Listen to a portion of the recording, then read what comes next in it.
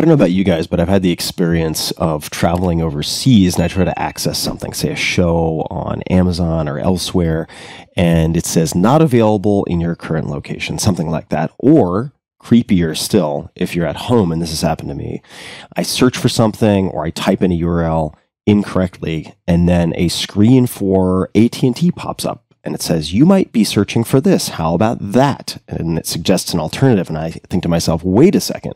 My internet service provider is tracking my searches and what I'm typing into the browser.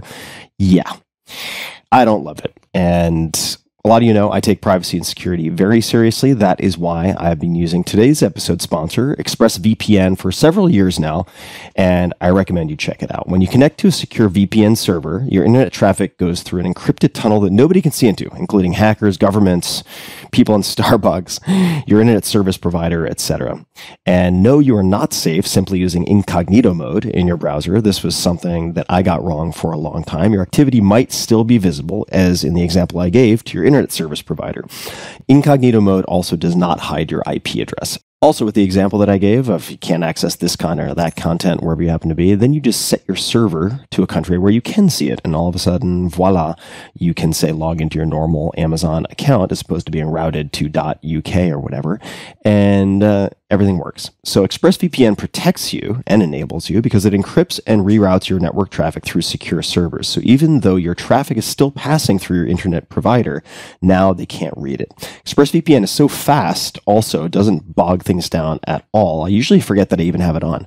I can stream high-quality video with no lag or buffering, even on servers thousands of miles away. It gives me access to servers in 105 countries around the world, which is very helpful, as I am constantly traveling and love to do so. It's easy to use. You just choose a server location and tap one button to connect. You do not need to be technologically savvy. You don't need to know anything about how it works.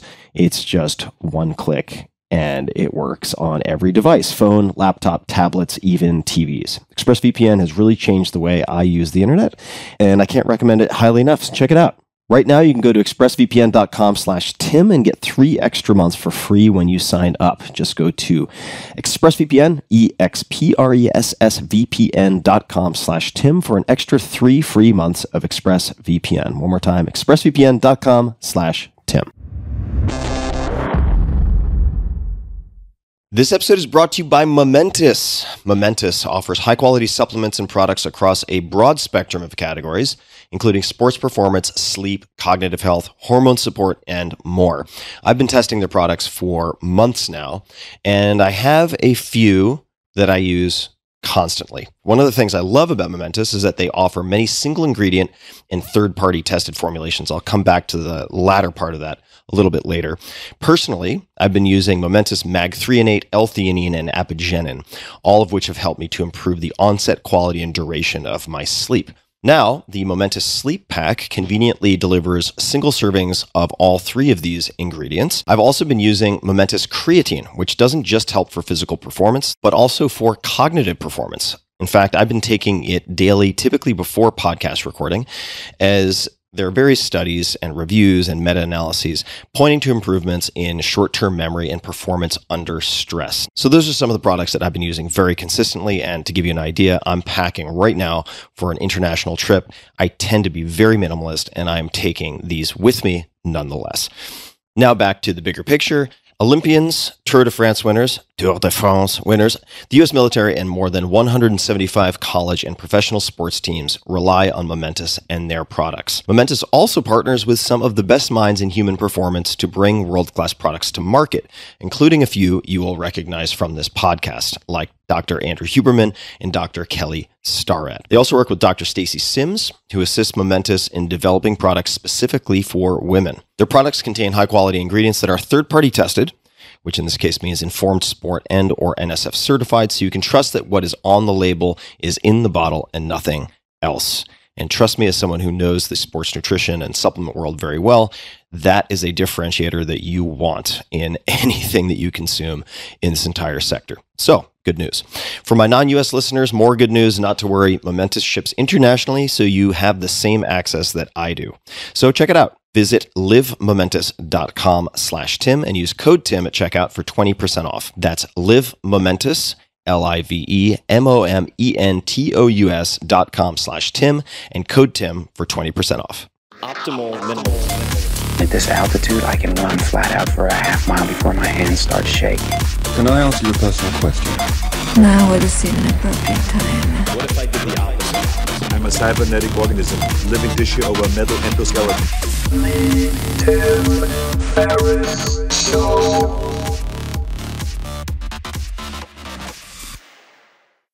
Hello, boys and girls, ladies and germs. This is Tim Ferriss. Welcome to another episode of The Tim Ferriss Show, where it is my job to sit down with world-class performers from every field imaginable to tease out the habits, routines, favorite books, and so on that you can apply and test in your own lives. This episode is a 2-for-1, and that's because the podcast recently hit its 10th year anniversary, which is insane to think about, and passed 1 billion downloads. To celebrate, I've curated some of the best, some of my favorites from more than 700 episodes over the last decade. I could not be more excited to give you these super combo episodes. And internally, we've been calling these the super combo episodes because my goal is to encourage you to, yes, enjoy the household names, the super famous folks, but to also introduce you to lesser known people I consider stars. These are people who have transformed my life, and I feel like they can do the same for many of you. Perhaps they got lost in a busy news cycle. Perhaps you missed an episode. Just trust me on this one. We went to great pains to put these pairings together. And for the bios of all guests, you can find that and more at tim.blog/combo. And now, without further ado, please enjoy and thank you for listening. First up, Hugh Jackman, an Academy Award-nominated, Golden Globe and Tony Award-winning performer, whose roles include Professor Harold Hill in Broadway's The Music Man revival, Jean Valjean in 2013's major motion picture adaptation of Les Mis, and Wolverine in the Marvel Cinematic Universe films, a role which he will reprise in the upcoming Deadpool and Wolverine. You can find Hugh on Instagram at @TheHughJackman. What books, if any, come to mind? I know you read a lot. Have you gifted the most to other people? I learnt this from a great mate of mine, Billy Shaw, who's often known as St. Billy, runs No Kid Hungry, Share Our Strength. You know that organization? I do. Yeah, they're incredible. So he came over to my place one day and he gave me 2 books that I now gift very regularly. One is E.B. White's Here is New York, and the other one is David Foster Wallace's speech, This is Water, his commencement speech. I've heard you talk about the David Foster Wallace one, so I know you know that. I said, I haven't read either of these. And he said, man, I learned a long time ago, it's really nice to give books, but it can be a burden to give a big book because people feel like, I'm going to see him in a month. Oh, shit, I'm having dinner with him next week and shit, I haven't read the book. But like the David Foster Wallace is a 15-minute book. And the E.B. White book, Here is New York, the New York had a program post-World War II where they would invite the greatest writers in the world to come to New York and they'd pay them for 3 months just to write essays about New York. So that was his, and it's amazing to read a 1949 account of New York and how much of the spirit still resonates now. So that's the little book that anyone who lives in New York or likes New York, I give. And in terms of fiction, and this completely breaks our rule, Tim, because this is a long book, but I was gifted it actually by Gary Hart, Senator Gary Hart, who I played in a movie, The Overstory by Richard Powers. I'm not sure if you read that, but that's the most transformative bit of fiction I have read in a long time. I need to read it. It's been recommended so many times. It's sitting on my Kindle, and I started reading it, and I remember I read for about a half hour, and it said, whatever it said, 0.001% complete. And I went, oh my God, how big is this book? It's big. And stick with it. For those who don't know the book, could you give it just a quick description? It's Richard Powers. I believe it won the Pulitzer. I think it did. It's a piece of fiction interweaving about 8 storylines of humans. But what you realize that the misdirection of the book is, by the end, you realize the book is completely about trees. So we might relegate trees or nature to some 5 or 10% of our awareness.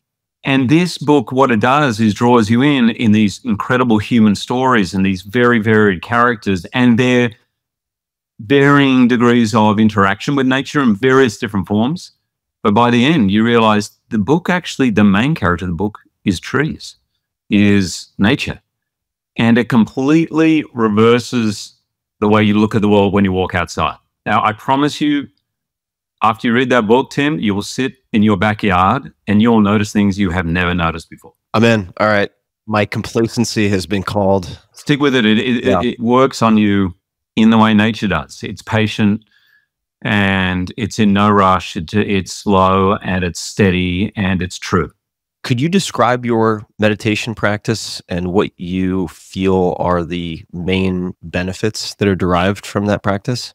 Sure. I was introduced to meditation when I was at drama school, and it was a form of transcendental meditation. There's lots of different types of meditation. Just very briefly, it involves the use of a mantra which you are given, which you repeatedly sound. And the very basic concept is that the nature of our minds is to always be working, always be thinking. And the trick to life is not letting that mind be your master, but to let it be your servant.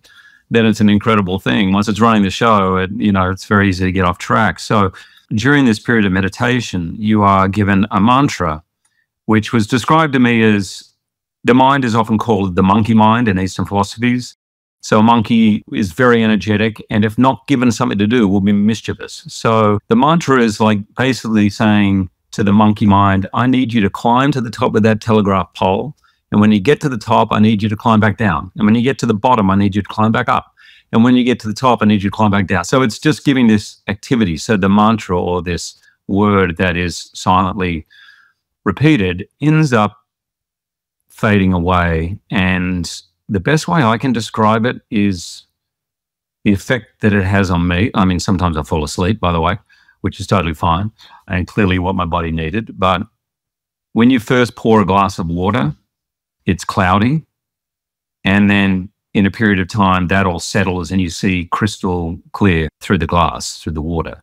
That's what meditation does for me. It's got that feeling where things drop down. I have a feeling of coming home, the feeling of experiencing my true self and not just being caught up in the monkey mind or being reactive to life. And it gives me a finer energy. I don't always get out of meditation like ready to do a 1 hour Peloton class, but I always come out with a finer energy. My intention feels clearer. My listening is more purposeful and things feel easier and more connected. Do you meditate then twice a day in these, I guess one might consider the traditional TM format? If you meditate in the afternoons or later in the day, how do you time that for yourself? I always did it twice a day for years. So I started, when I was 23, I'm 51 now. So I did it very regularly, twice a day. And about 3 or 4 years ago, I kind of let go of the duty element there was. And I can be guilty of this. This is good for you. Should be doing this. Don't fall off that wagon. It's a slippery slope. So, and once I let go of that I just had a kind of experiment with myself. I was like, okay, why don't you meditate when you really want to meditate? And that has turned into a practice where it's every morning for sure. And then definitely when I'm working, if I'm on a movie set or I'm working in theater, there will always be a second one. But sometimes I'll let the afternoon one go. And when I say afternoon, I can't sit down I get restless leg syndrome. So after about 4 or 5 o'clock, it's uncomfortable for me to sit for 20 minutes. So I will do it around lunchtime or just after lunch. Could you describe your emotional energy practices and replenishing approach when it comes to, let's just say, stage performances and stage work? Because it's really hard for me to even wrap my head around how you have that much energy output repeatedly in a given week. I know in my heart that I was born to be on the stage, right? It's taken me a long time to feel the same feeling on a sound stage for acting. But one of my favorite movies of all time, and definitely my favorite quote from a movie of all time, is from Chariots of Fire, which I loved as a kid. And Eric Liddell, who's the religious runner who decides not to run on the Sabbath during the Olympics. You've seen the movie, right? Yeah. So there's this great scene where he's meant to be going off after the Olympics to do missionary work in China, handing out Bibles or something. And his sister's talking to him. She's like, you got to throw away this silly running thing. We have really important work, God's work to do. Why are you doing this and spending time on this? You know, basically kind of accusing him of not following God's will. And he just says, he looks at her and he says, but I feel his pleasure when I run. And I've always, somehow that line, it always makes me tear up just saying it. That's what I feel on stage. There's a kind of natural energy. And what I keep saying to my kids, actually, don't settle. Find that thing that resonates with you in that way, where you feel some kind of the pleasure of the universe, of consciousness. Like there's some joy where you feel you can do it longer. And in that way, it's not such a Herculean effort. Although I'm going to tell you in a second, I have a bunch of sort of rituals and things that I do to make sure that I can be my best. But there is a natural energy that I understand other people going, I don't know how you do that. But maybe that's in the same way I don't know how you train for ultra marathons, for example. So in terms of self-care, on Broadway, I have a bunch of rules. Or when I was doing my tour, I certainly don't drink alcohol before, and I really limit it after. It's really important for me to wake up feeling in a good frame of mind rather than that feeling of catch up. You know, that feeling if you wake up and you go, I just want to go back to bed, then that's a really difficult place to be in if you've got to perform that evening, because then an anxiety comes in that you're going to be withdrawing on reserves that are not replenishable. I don't go out after any show. And I would have loved you to come and see, I'm doing the Music Man, come, but I never go out. That's a blanket rule. I don't go out with anybody. Partly because the party I've just had on stage is better than anything I can imagine anywhere else. The other thing is I think it's really important to me to get quiet, to allow what has happened, the energy of what has happened, because there is a lot of energy. I think I'm the only actor I know who I can be asleep within 45 minutes after getting off stage. There's something very calming. It's like you've had your greatest workout, you have a bath, that feeling after the bath, after a great workout in the evening where you just can sit and be at peace with yourself, that I love. So I limit the amount of coffee I have just because you're battling dehydration with stage work all the time. I know what my routine is before I go on stage, and I'm religious about it. And that's more about quieting my mind. I don't ever want my monkey mind saying, oh, you didn't do your warm-up today, or you only half did it, or this or that. You haven't stretched, you haven't done that. You didn't really eat very well today. You might be, you know, my mind can easily pick up on that, the perfection side of me.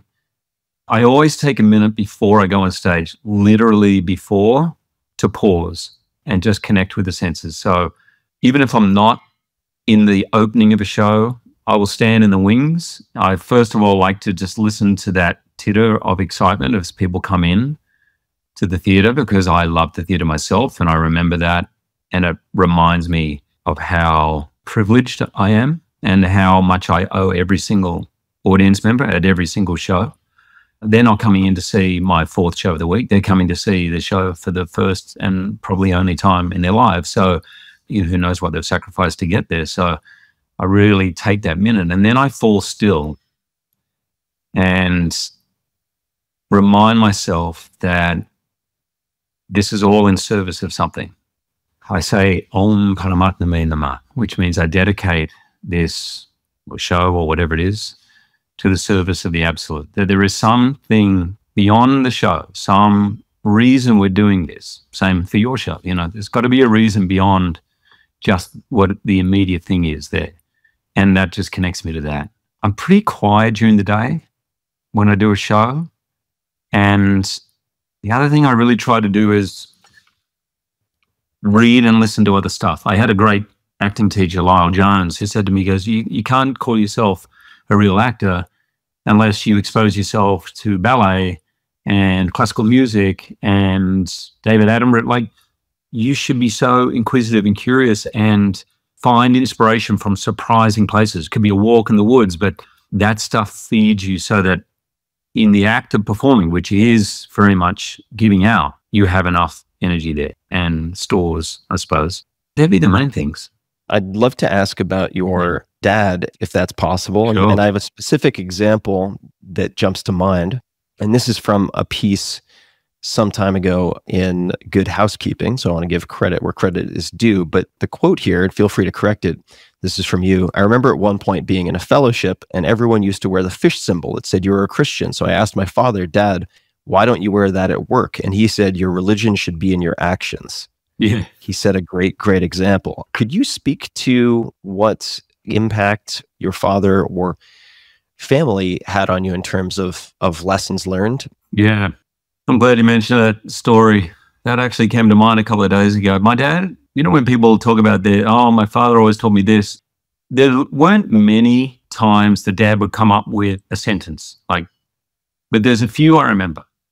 You cannot overinvest in education. That's one he would say to us. And he says, if you're ever in doubt of what to do, go and learn more, is what he would say. Your actions, that one, I actually now remember it. We grew up very religious. My father was converted by Billy Graham, and my mother and father, I think, went to the Billy Graham crusade, and my father was not religious at all and became a born-again Christian. My mother did not. That was one of the things, actually, I think that, brought the end of their marriage.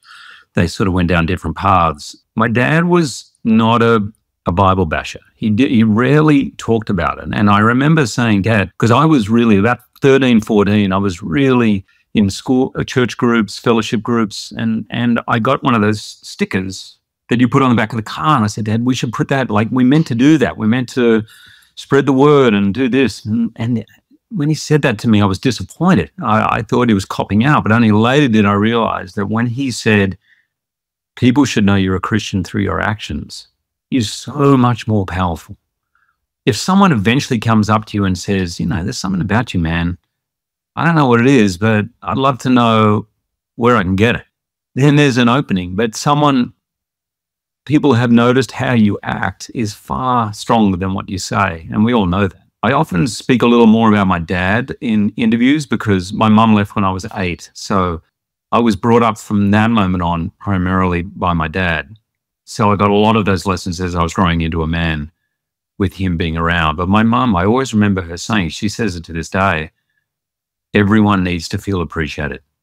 It doesn't matter what they do. It doesn't matter who they are. That's a need in everybody. And I sort of have extrapolated that out to being people need to be seen. I've learned a lot of that from Brene Brown. They need to be seen for who they are and appreciated for what they give. And I've seen my mother in particular and my father do that, and that's something we were all taught. So it has become a natural thing. I'd love to ask about journalism or communications. This is maybe going to seem strange. I just remember what it was about my dad. Oh, fire away. Let's go there. Stickler on ethics. If you get an invitation to go across the road to your mate's place for dinner, and then an hour later you get an invitation from the Queen of England to go to the Buckingham Palace, you stick by your first one. He was just a stickler on ethics. You keep your word, even if it does not benefit you. You always keep your word. That was a big one. My dad was always big on ethics. And the other beautiful one, I remember because his relationship didn't work out and it was a big source of pain for him. He shared with me it was a real feeling of failure for him around his marriage. And when things started to take off for me with X-Men, he very rarely offered advice at all about parenting, nothing. Even when I asked him for advice at one point, I had an opportunity to be in a TV show. I got cast in a TV show, and at the same time, I got a spot at a very revered acting school in Australia, the West Australian Academy of Performing Arts. And over the weekend, I had to choose, do I go on Neighbours, which Kylie Minogue, Guy Pearce, Margot Robbie, all these people, that was the breeding ground, or do I go and study for 3 years? And I asked my dad on the Friday, I said, Dad, I don't know what to do. I need your help. And I was 22 at the time. And he said, I can't answer that for you. And I was really like, come on, Dad, please. Anyway, by the Sunday, it was clear to me I wanted, obviously his lesson about education had sunk in. And so I went, no, I need to go and study because I want to feel that not only do I belong on a TV series set, but I can also audition for the Royal Shakespeare Company in England. And so, and I didn't feel I had that before I studied. So I went off and studied. And when I told Dad the decision, I remember he saw, he goes, "Oh, thank goodness." I said, "You knew?" And he goes, "Of course I knew." I said, "Couldn't you have just saved me this grief the last 2 days and told me?" And he goes, "Man," he says, "you're a man. You have to make those decisions on your own." Now, as a father, I have a 20-year-old. I don't know if I'd be able to hold my tongue. If I could see it so clearly, go right, don't go left, to be able to hold back. That was another great bit of advice. At the end of drama school, did you make a contract with yourself about pursuing acting? And could you speak to that, please? Damn, your research is good. So I had worked, I don't know how many jobs. I graduated drama school at 26. So gas station attendant, I dressed up in a koala suit for the National Parks and Wildlife Foundation. I worked, It's a tall koala. oh, yeah, totally. Yes, I've been punched in the kidneys by 14-year-olds, you know, the whole thing. And yes, I told them to fuck off, all of that, you know. Restaurants, the thing I learned from working in all those jobs, that if you start a business, it could be a pizzeria, it could be a bar, a restaurant, anything, you have to give it 7 days a week for 5 years. And after 5 years, you may be able to pull back a little bit. You may be able to be in a position where you built the brand to a certain point. You may be able to hire a manager. You may be able to hire staff to make things a little easier. But no one really goes into owning their own business thinking, oh, this is going to be the easy life. They do it because there's something they want to create and they don't want to be told what to do, and they go out and make it happen. And it dawned on me really only in the last semester of drama school that that's what I'm doing. I'm going out there. No one's employing me in their company to be an actor and then sending me out. I have to go and rehire every time I go for a job. And my brand is my name. So I have to build that up. And so I thought, okay, what have I learned from all these jobs? I've got to give it 7 days a week. So I vowed to never wait for the phone to ring. I was going to write letters. I was going to start, me and Simon Linden, my fellow mate I graduated with, we're going to start a theatre company, which he did, by the way. I ended up getting a job straight out of drama school, got lucky. But the Tamarama Rock Surfers, which is, in Bondi in Australia, still going today after 25 years. But my feeling was you have to drive, you have to work. You cannot be a victim. You cannot wait for the phone to ring. You have to go out and generate and get your brand out there and get going. So I figured 5 years was the time, because I was 26. So 5 years, I'm like 31. We all hear stories of people staying too long at the party. I mean, if you go to LA, there's just so many people who stay a good 10 years too long at the acting party, and they're like, I met a guy in my gym and he's introduced me. He's the guy who parks the car around the corner of his place. He knows someone who's a friend of the casting agent and he's put in a word, and I think I'm going to get that story comes out, and this feeling of it's going to happen next week. And I figured 31. Okay, 31. If it's not happening, be stoic. By the way, thanks for Ryan Holiday and the stoicism, all that stuff. Love. Be stoic, be hopeful, but work your ass off, but know when it's time to leave the party. So after 5 years at 31, I'd done X-Men. It was all sort of happening for me. It didn't happen immediately in terms of what most people think of as success, but certainly after that first 5 years, I did actually mentally say to myself, all right, another 5 years and we'll see how it goes. I don't like the word career. Particularly when I began, or I say to actors, I said, I'd be wary of the word career. I said, it's not a right that you're going to act. 98% of actors are unemployed. It's a privilege when you get a job, and don't expect there'll always be one around the corner. Work your ass off as though this is the last one and you have to be at your best to get there, because that's kind of what it takes. So I'll admit I don't redo the contract anymore. What were some of the best decisions that you made in the first few years of working hard, pounding the pavement as an aspiring / working actor? Well, definitely going to drama school. That was a huge turning point. I just had also this attitude, you got to say yes to everything when you graduate. Just say yes. Go for everything. When my agent called me and said they're looking for someone to play Gaston in Beauty and the Beast in a musical, I was like, well, I'm a theatre actor. I'm not a singer. She said, I just think you should go for it. And me saying yes to that audition and getting singing lessons was a huge turning point. I mean, now I've done a bunch of musicals and I've learned a lot over those years, but I did not think I could ever do that. That was a big one. And doing Beauty and the Beast, man, in my contract, I think I must be the only actor in history. In my contract, it said, must get a singing lesson once a week, paid for by the company. So I was a professional, on paper, professional musical theater actor, and I had to go and get singing lessons, which I loved, man, because I was singing 8 times a week in a show. Getting a singing lesson every week, that's really where I learned how to sing. So that year was amazing for me. But this was more of a turning point. I remember when I was doing Beauty and the Beast, I started getting well known for that. And I remember seeing something like they had a list of people, what are they doing for Christmas kind of thing. And they had Hugh Jackman, singer. And it was up at the theater. Someone put it up in the theater. And I just remember going, uh-oh, I'm being labeled as a singer.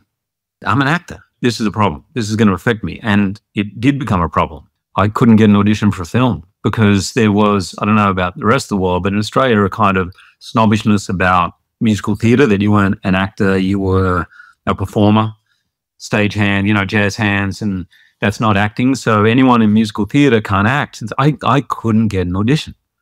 It drove me crazy. So I made a choice then to get out, basically. I'm going to get out of musical theater and I'm just going to concentrate on acting until I've established that. Then maybe I can go back to it. And just as I decided that, my agent rang me and said, Sir Trevor Nunn is coming to do Sunset Boulevard in Melbourne. And I said, I really want to meet Sir Trevor Nunn. He was a huge hero of mine through drama school, the Royal Shakespeare Company, everything. I like huge. I really wanted to meet him. That's really who I wanted to work for. But it was a musical. And this was another 12 months. And I thought, now it's going to be back-to-back musicals. I'm going to be even more entrenched down this path that, is a one-way street. And I think back as a pretty arrogant thing. I rang the casting director myself and I said, I need you to do me a favor. And I had met her. I knew her. I said, I really want to meet Trevor and I want to audition for him, but I don't want to do the job. She said, what? What do you mean? I said, I really want to meet him, but I've made this decision. I've got to go into acting, but can you just do me a favor? I just want to meet him and I want him to see me act. So I went in. The audition was the most incredible hour I've ever spent. I learned so much. Like 1 hour on an audition, he taught me so much about acting. He heard me sing and then he came and worked with me for 40 minutes. And I remember about halfway through that going, okay, if he gives me the part, I'm going to do it. It doesn't matter to me if it's a musical or not. I've got to work with this guy. I feel it in my gut. I've got so much to learn from him. And that was a massive turning point. I got the part. I learned an incredible amount from him. He then went on to cast me in Oklahoma and London.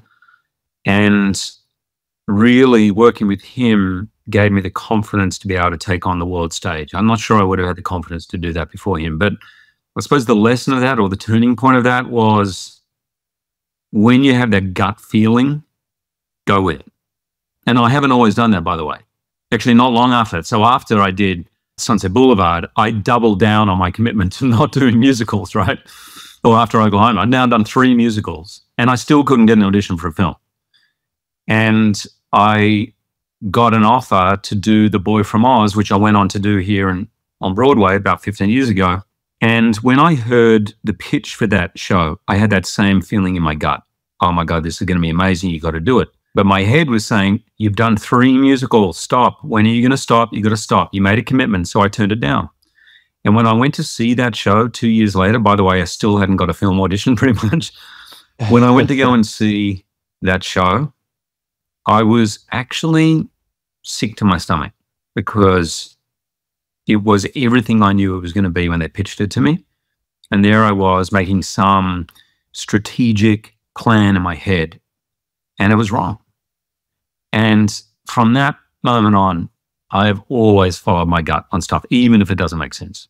How do you relate to intuition or that gut feeling now? Is there a certain way you think about it or have become more attuned to feeling it? And I'm asking in part because I've spent a lot of my life trapped in the front of my brain, hyper analyzing things. And it has often been a disservice because it's overpowered feelings, intuition on deals, partnerships, friends or foes that I should have listened to, right? So I'd just be curious to know how you have developed a relationship with listening to that.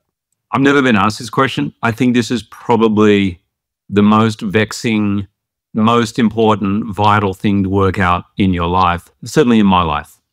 And I think about it a lot. To answer the question, what I do now, I think I need to take you back. I've never really said this before publicly, this particular thing I'm going to say, but as I told you, I was brought up in a very religious household.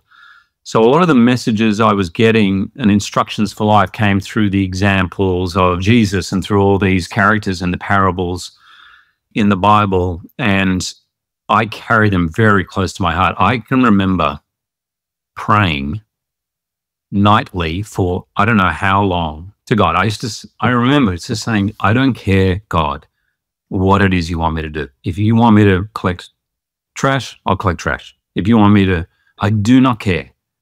But please make it clear to me what you want me to do.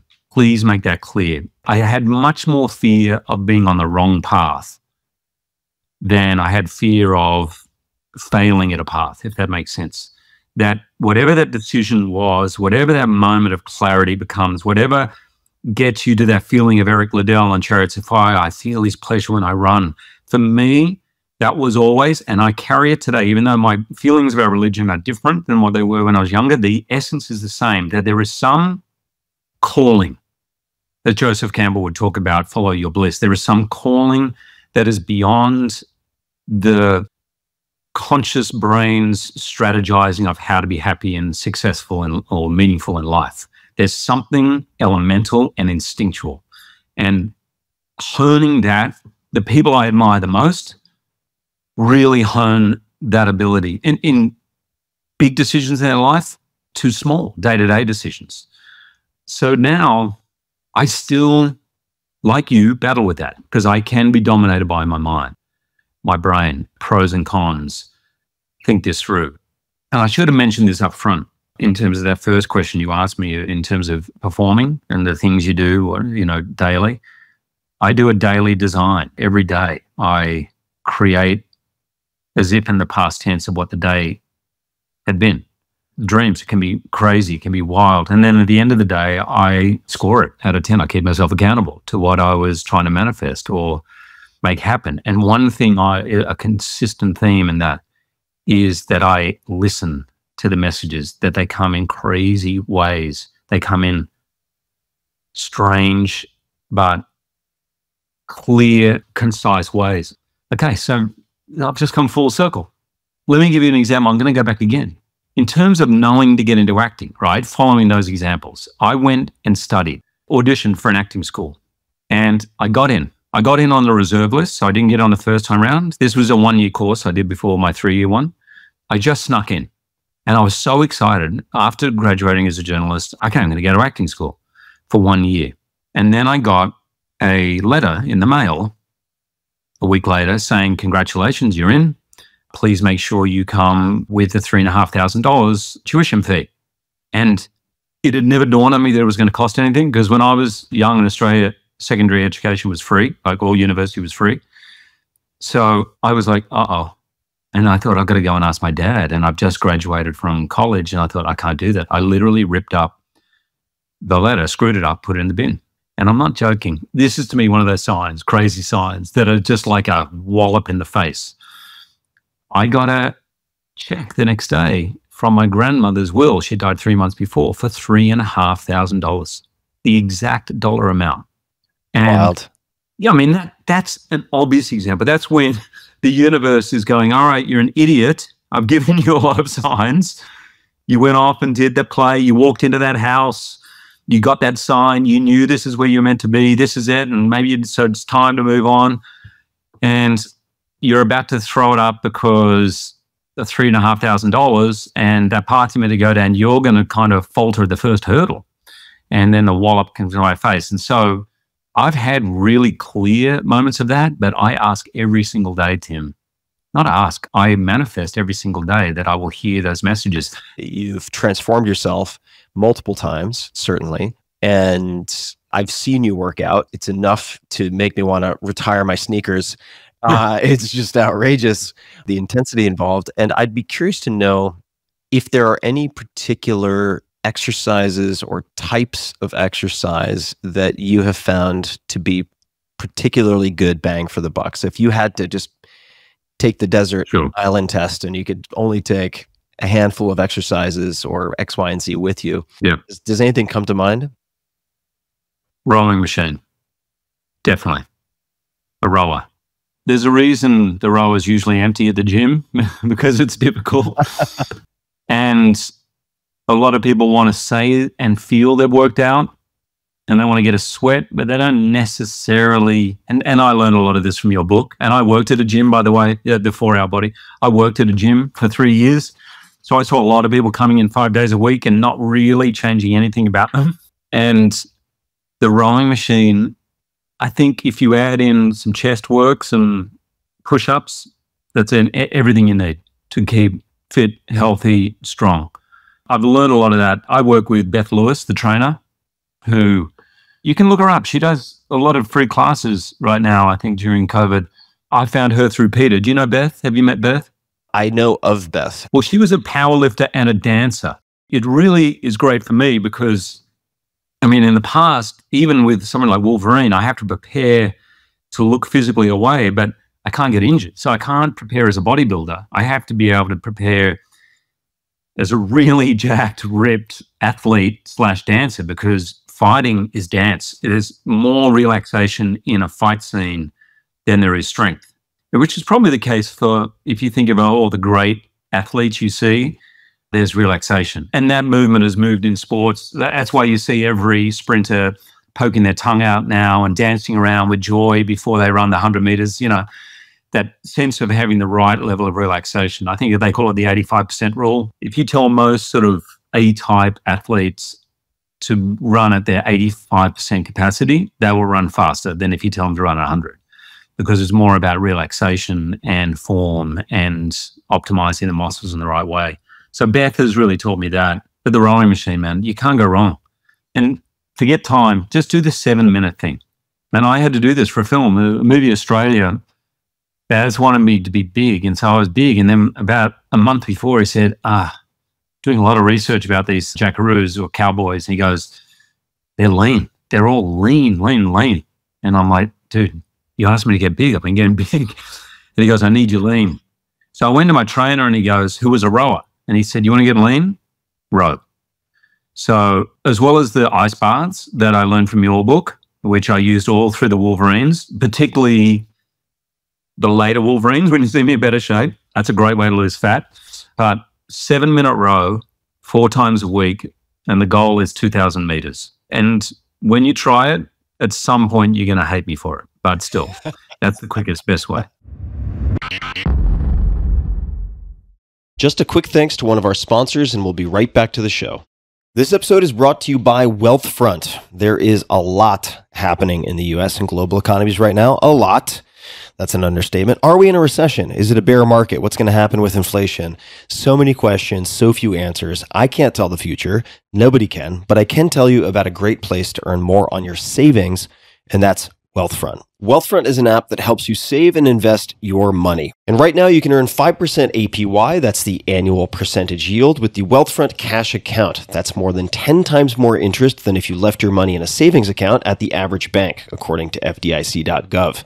So why wait? Earn 5% on your cash today. Plus, it's up to $8 million in FDIC insurance through partner banks. And when you open an account today, you'll get an extra $50 bonus with a deposit of $500 or more. There are already nearly 500,000 people using Wealthfront to save more, earn more, and build long-term wealth.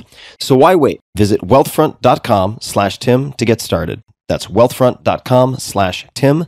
This was a paid endorsement by Wealthfront. And now, Esther Perel, psychotherapist, New York Times bestselling author of Mating in Captivity and The State of Affairs, Rethinking Infidelity, and host of her top-rated podcast, Where Should We Begin? You can find Esther on Twitter at Esther Perel and Instagram at Esther Perel Official. Esther, welcome to the show. Thank you. Hello. I am thrilled to finally have connected with you. And you have one of the hottest possible areas of expertise imaginable. And there's so many questions that I would like to ask and so many questions that my fans would like to ask. But I thought we could start with a bit of background. And if you could tell us just a bit about where you grew up and what your childhood was like, I think that'd be good as context to get us started. So I grew up in Antwerp, in Belgium, mostly. Antwerp is the Flemish part of Belgium. And I was there till I finished high school. I grew up I have a big brother who is 12 years older than me. So I was the young girl, and my parents, who were actually Polish refugees who came to Belgium after the war. From Belgium, I moved to Jerusalem, and I studied at the Hebrew University in Jerusalem. And I lived there for almost 6 years. And then I came to Cambridge, Massachusetts, to finish my master's degree. And I really thought I was coming for 1 year to America. But that 1 year became 2 years in Cambridge. And then after that, I came to New York. And I thought I would do that for 1 year because I wanted to have the New York experience. And I never used my return ticket. And here I am. You're still having the New York experience. I'm still having the New York experience, exactly. So you, as I understand it, grew up among Holocaust survivors. And I would love to hear you elaborate on that experience and what it was like, what you learned from it. And then we can talk about, I'd like to talk about Jerusalem, but I am very interested, as many people are, in the history of the Holocaust, but even more than that, the personal... The lived experience. The lived experience. And there's a book called If This Is a Man, and there's another book called The Truce. Both are written by Primo Levi, which was recommended to me by the illusionist David Blaine, who actually has Primo Levi's inmate number or prisoner number tattooed on his forearm. And it was one of the most impactful books I would say I've read in the last 10 years. But I have no direct experience with Holocaust survivors. What was that like, and what did you learn? So interesting that we're starting from there. So I think that If This Was a Man by Primo Levi is one of the most powerful books one ought to read. I think it's a unique testament. So it's very simple. There were 60,000 Jews in Belgium before the war. The vast majority of them were decimated throughout the war and in camps. And so after the war, a group of Eastern European Jews basically came to Belgium through all kinds of means. That's kind of where they arrived. And my parents, who were both the sole survivors of their entire family, which means 200 people lost, I guess, on every side. They were both the youngest in their families. My mother was in the camps from 18 to 22, and my father from 25 to 31, actually, because the war started very early for them. So they came, with nothing. They were legal refugees for 3 months who were meant to continue from there to other countries where they had been given refugee status, but they chose not to leave. And so they stayed for another 5 years as illegal refugees in Belgium, which is very telling for me right now with what's going on in our country here. And I'm born later. So when I am born in 1958, they already found a way to legalize themselves, to become Belgian citizens. And I grew up in a different environment, but I am growing up in a community of 20,000 Jews that are all Holocaust survivors. That's basically all we knew in the Jewish community. Of course, there was the larger Belgian community around. And, you saw numbers. You asked, why don't we have grandparents? You asked, what are these numbers? It came with mother's milk is the best way I could say it. It was so ever present. We spoke Yiddish, German, Polish, French, and Flemish in my home. Depending on the subject matter, we changed, and depending on who was speaking to whom, the language changed. But there were 5 vibrant, interchangeable languages going on the whole time. And if you can imagine that a language is a door to a world, then you can imagine how many worlds were coexisting at the same time that had nothing to do with each other, actually. I grew up above the store, because most of the Jews of Antwerp are in the diamond business. My family was among the 2% that were not. And so they had clothing stores. And I grew up in a neighborhood where there were 2 Jewish families. So it's like the deli store with the foreigner in the neighborhood, and you know who they are, the two foreigners, and they have an accent and they look different and the whole thing. And I lived above the store and in this very popular neighborhood, lower middle class neighborhood, and where we spoke actually not even just Flemish, but we spoke dialect Flemish from the street, like from the hood, the equivalent of the hood, basically. And I would straddle back and forth. One of the ways I can describe it is my father, when he turned 50, had 2 birthday parties. One birthday party was for his Jewish survivor friends that took place in Yiddish and in Polish and with a lot of vodka. And one birthday party was with his Flemish friends, and that was in dialect and with a lot of beer. And by the code, by the drinks, you knew exactly which world you were traveling in and how you had to behave and how much you could show that side of you versus the other side of you. And there was a sense, I think, maybe more than anything, when you grow up in that kind of a community, you grow up with the notion of impermanence, that what is today could disappear any moment. I think that's probably one of the strongest experiences. You don't ever think that there is a notion of, what is now will be there tomorrow. You'd never know. And so you learn to adapt to that notion of impermanence, of insecurity, if you want. And my parents were bon vivant, they loved life. They didn't survive for nothing. They were going to enjoy at best. And as I have often said, they understood the erotic as an antidote to death.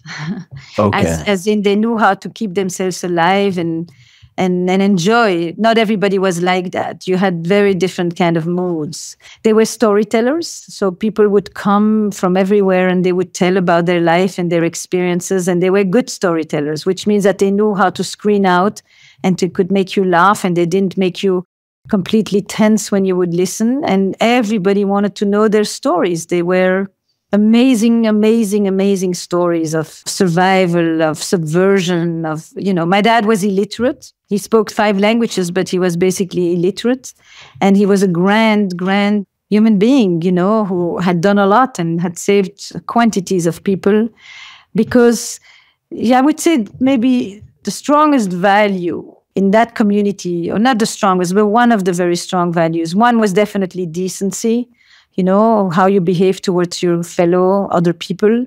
And the other one was to manage, street smart, to be street smart, to know to survive, basically, to find your way out of situations and to be able to survive. Survival was the central organizing experience of all these people. And then the second experience was revival. And I have so many different directions that I would love to take this, so I'll try to do it one at a time. Dialect Flemish from the hood. Could you give us any example of what street Flemish sounds like? Or are there any? Ja, manneke. Moet ik dat eens even in Antwerps vertellen? So what did you just say? Yes, dude. Do you want me to say this in Antwerp dialect? How would you say, how are you? In what's up? In Gaat het? Say that one more time? Hoe gaat het? Oh boy, yes. I'll save my embarrassing rehearsal for when we meet in person. Maar kunnen dat allemaal wel in het Antwerps klappen. En dat kan ik ook allemaal wel zo eens vertellen. Maar nu ga ik dat toch in het Engels even zeggen, hè?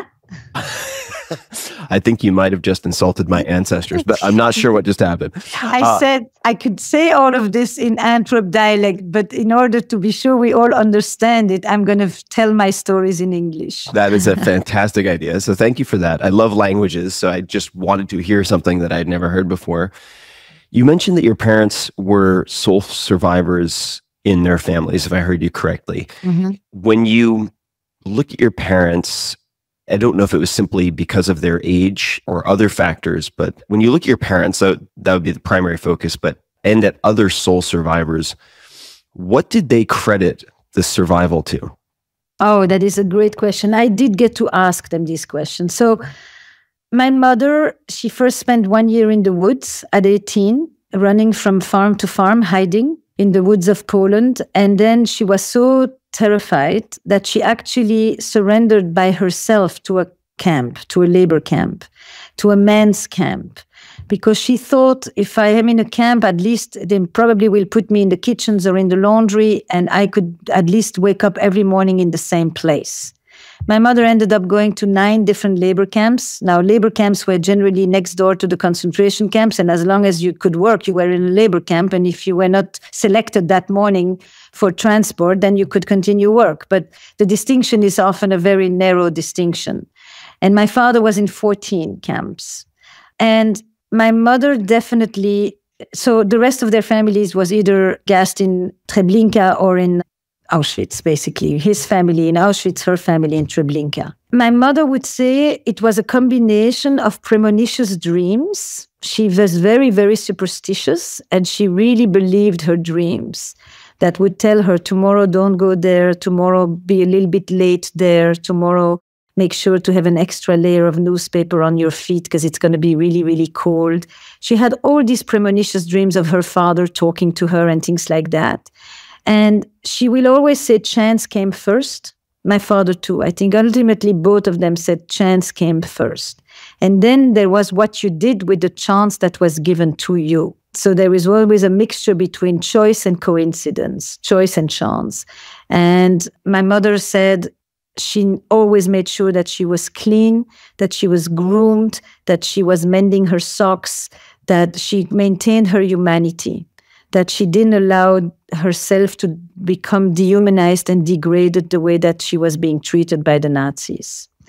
And my father, when we went to visit Auschwitz, actually ended up telling me a story of a Dutch convoy that arrived of women. And he somehow picked a woman out of the crowd, and he decided that he would help this woman. And basically, the next day they were shaven, and so he couldn't even recognize her. So he asked the capo, who is the other woman that he had noticed the day before? And they began some correspondence, which I have no idea how he wrote, because he couldn't write, and I never bothered asking him who wrote for you. But he fell in love with this woman, and he just decided that there were certain things that the Germans couldn't take away from him. And that had to do with feelings and with love in the most dire of circumstances. And then he basically developed this black market in one of the camps where he was with his best friend, where they were for almost a year and a half, where he ended up feeding 60 young men who would otherwise not have had enough to eat and therefore to work and therefore to survive. And he ended up feeding the Nazis too. So when he got caught with those letters, one of the Germans basically sent him back to the factories and said, you're not staying in here. And factories meant you have 1 week to live, basically. But he had been feeding the German guy so well that the guy said, I eat better when you work in the kitchens. And he put him back in the kitchens. And so he always said it was a combination of chance and ingenuity, street smart, what he would call, and doing for others. Doing for others gave you a purpose to stay alive and to wake up in the morning. If you look at then the survivors, whether by chance first, like you mentioned, choice, some combination of those factors and others, you mentioned survival and revival. When you look at the survivors, who ended up being able to revive themselves and who did not? So the third reason my mother always said is that she always thought that they wanted her to stay alive, because if the others were not going to make it, there needed to be at least someone from the family. And she always thought that she would somehow be reunited with somebody. So she maintained this very deep connection inside of her that they were waiting for her somewhere. Then they realized that there was nobody. So, it's an interesting question that I organized in my mind like this. And I organized it when I was actually writing Mating, my first book, Mating in Captivity. At the time, I had a conversation with my husband, who was working with survivors of torture and political violence. And I would ask him, when do you know that people come back? And what does it mean to come back, right? Come back from different war zones, to come back from having been kidnapped, to come back from solitary confinement. And what does it mean to come back to life? And then, as we were talking, it became very clear that when you reconnect with life, not just when you are surviving, but when you are living, it means that you're once again able to take risks, able to broach out, to go into the world, able to play, because you cannot play if you are in a constant state of vigilance and guardedness, and able to trust. And then I thought to myself, oh my God, this is so much what I saw in Antwerp. I remember, since my entire classroom were children of similar families, that there were always two groups of families in my community. And then I decided that I would call this, there was one group that did not die and one group that came back to life. And the did not die, you could feel it when you went to their houses. They often had plastics over the couches and the curtains were pulled down. It was morbid. It was just, you're not dead, but you're not celebrating your life. You certainly are not enjoying, because if you enjoy, then you are not being careful. And you have guilt. You often have survival guilt. Why am I here and none of the others made it? And you are weighted down, and the world is a dangerous place, and you are not to trust anyone outside the family and all of that. And then I thought there is those who came back to life. And that's what led me actually to really want to explore what is eroticism. What is this antidote to death? How, in the face of adversity, do you continue to imagine yourself rising above it, connected to joy, to love, to pleasure, to beauty, to adventure, to mystery, to all of that? And those people, it was very interesting. You had people who came together because they were the survivors of this camp and the survivors of that camp. And then you had people who came together for this kind of holiday or that kind of celebration. And they never discussed their experiences. It was all implicit. But they were together and they were charging ahead at life. The first thing they did when they would come out of the camps, by the way, is have a child. Because I'm alone, you're alone, I have nothing, you have nothing, let's get married and let's have children. Because if we have a child, then we know that we are still human, we are able to procreate, and we create legacy. And they didn't kill everything off. And so my parents, they planted trees in all kinds of places in the world. They put plaques in the memory of all the other people of their families. My mother at one point received $10,000. In 1999, she received $10,000 from one of the factories of slave labor. And then decades later, she took the $10,000 and she went and planted an entire forest that had just burned, and she replanted the forest because it was like affirming life with a sense of defiance. You didn't all die inside. And I think it's that energy, that life force that really, I think, defines, and this is true for my community, but I would apply this to any large-scale trauma that communities experience. I don't think it's unique. I agree. And I don't know why I want to ask you this question right now, but you mentioned trust as one of the elements, one of the ingredients in the group that was revived, that was living and not just having avoided death. Do you think that, and these are not mutually exclusive, but does trust come first and then vulnerability, or does vulnerability come first and that's how you develop trust? That depends on your theory of trust. This is the big debate on trust theorists. Rachel Botsman will tell you that trust is an active engagement with the unknown. So that's one direction. And the other direction is that it is the actual experience of vulnerability that allows you to then trust. And it goes in both directions. It really, I don't think there is a definitive answer for that. And maybe it's not an either or, but it's a both and. Both and, right. For some people, it's like, do you need to know in order to taste? Or do you want to taste first and then be told what it was?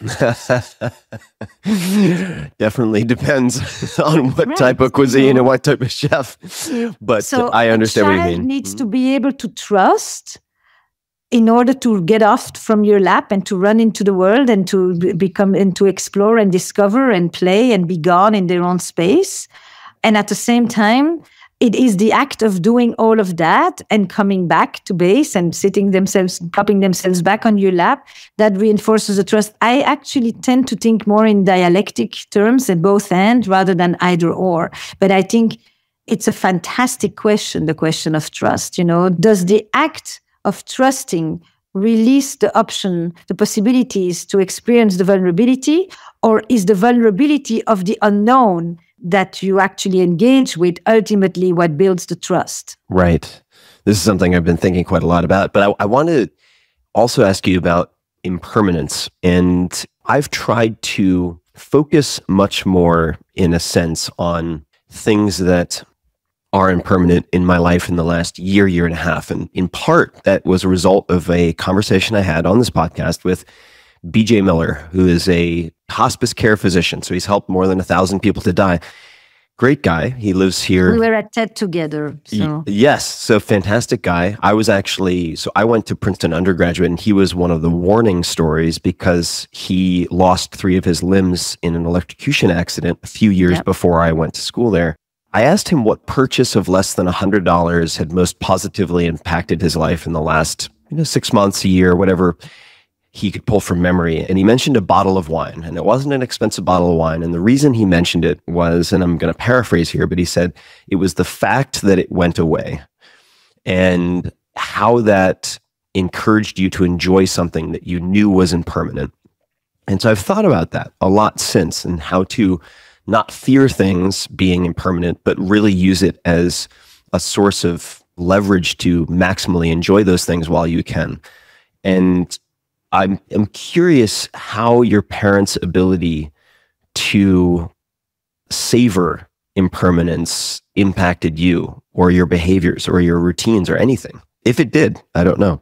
Oh, I would say in 2 ways. First of all, I'm rather voracious in living. If there's one more experience I can have, one more thing I can discover, one more place I can travel to, one more conversation that could be interesting, I am quite voracious. Not because I'm insatiable, but because a part of me always says, who knows what will be tomorrow? Right. I don't live with the there is always a tomorrow. I live with the who knows if there will be a tomorrow. And that's very simple.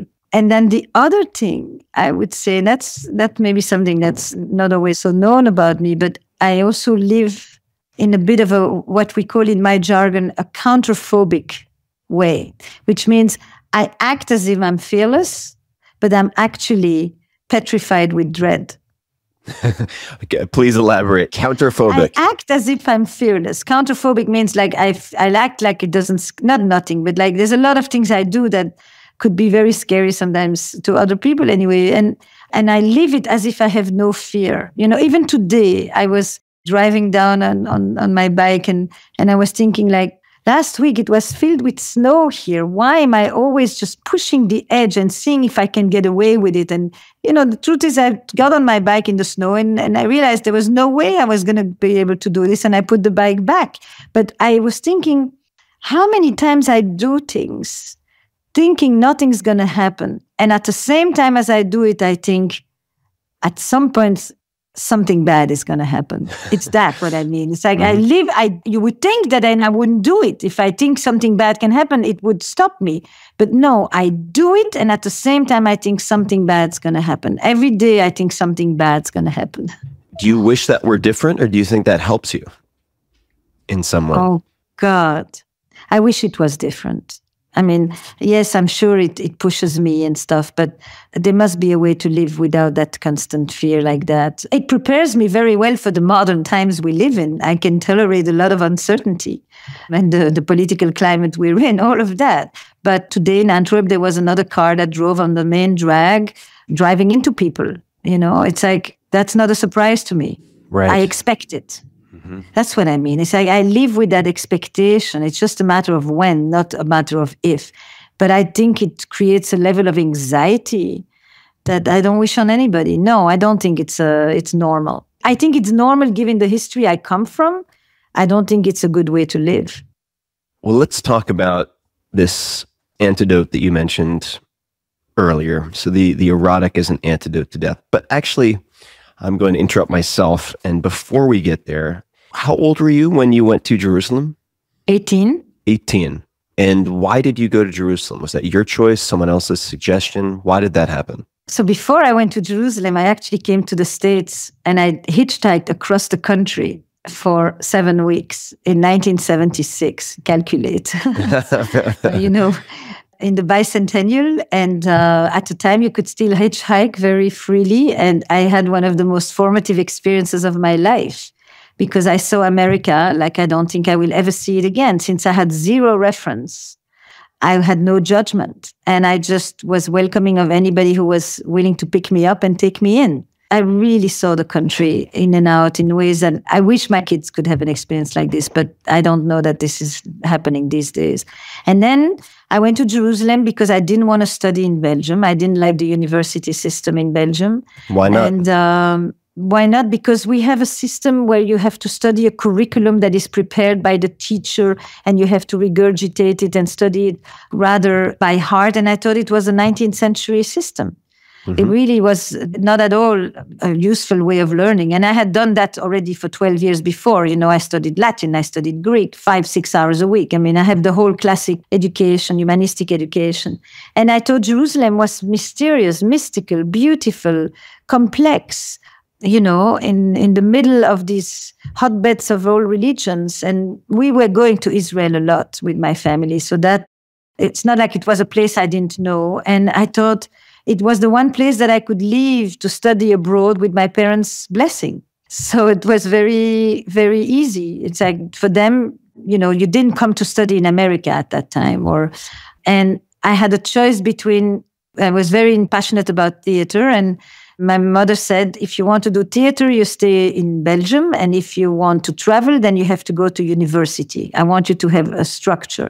And I thought, if it's university, Hebrew University is a great university. The city is magnificent. And at the time, it was really a spectacular place. And it was much more open than it is now. And I thought, what an adventure. I mean, I didn't need much explanation at that time. It didn't make sense and it made perfect sense.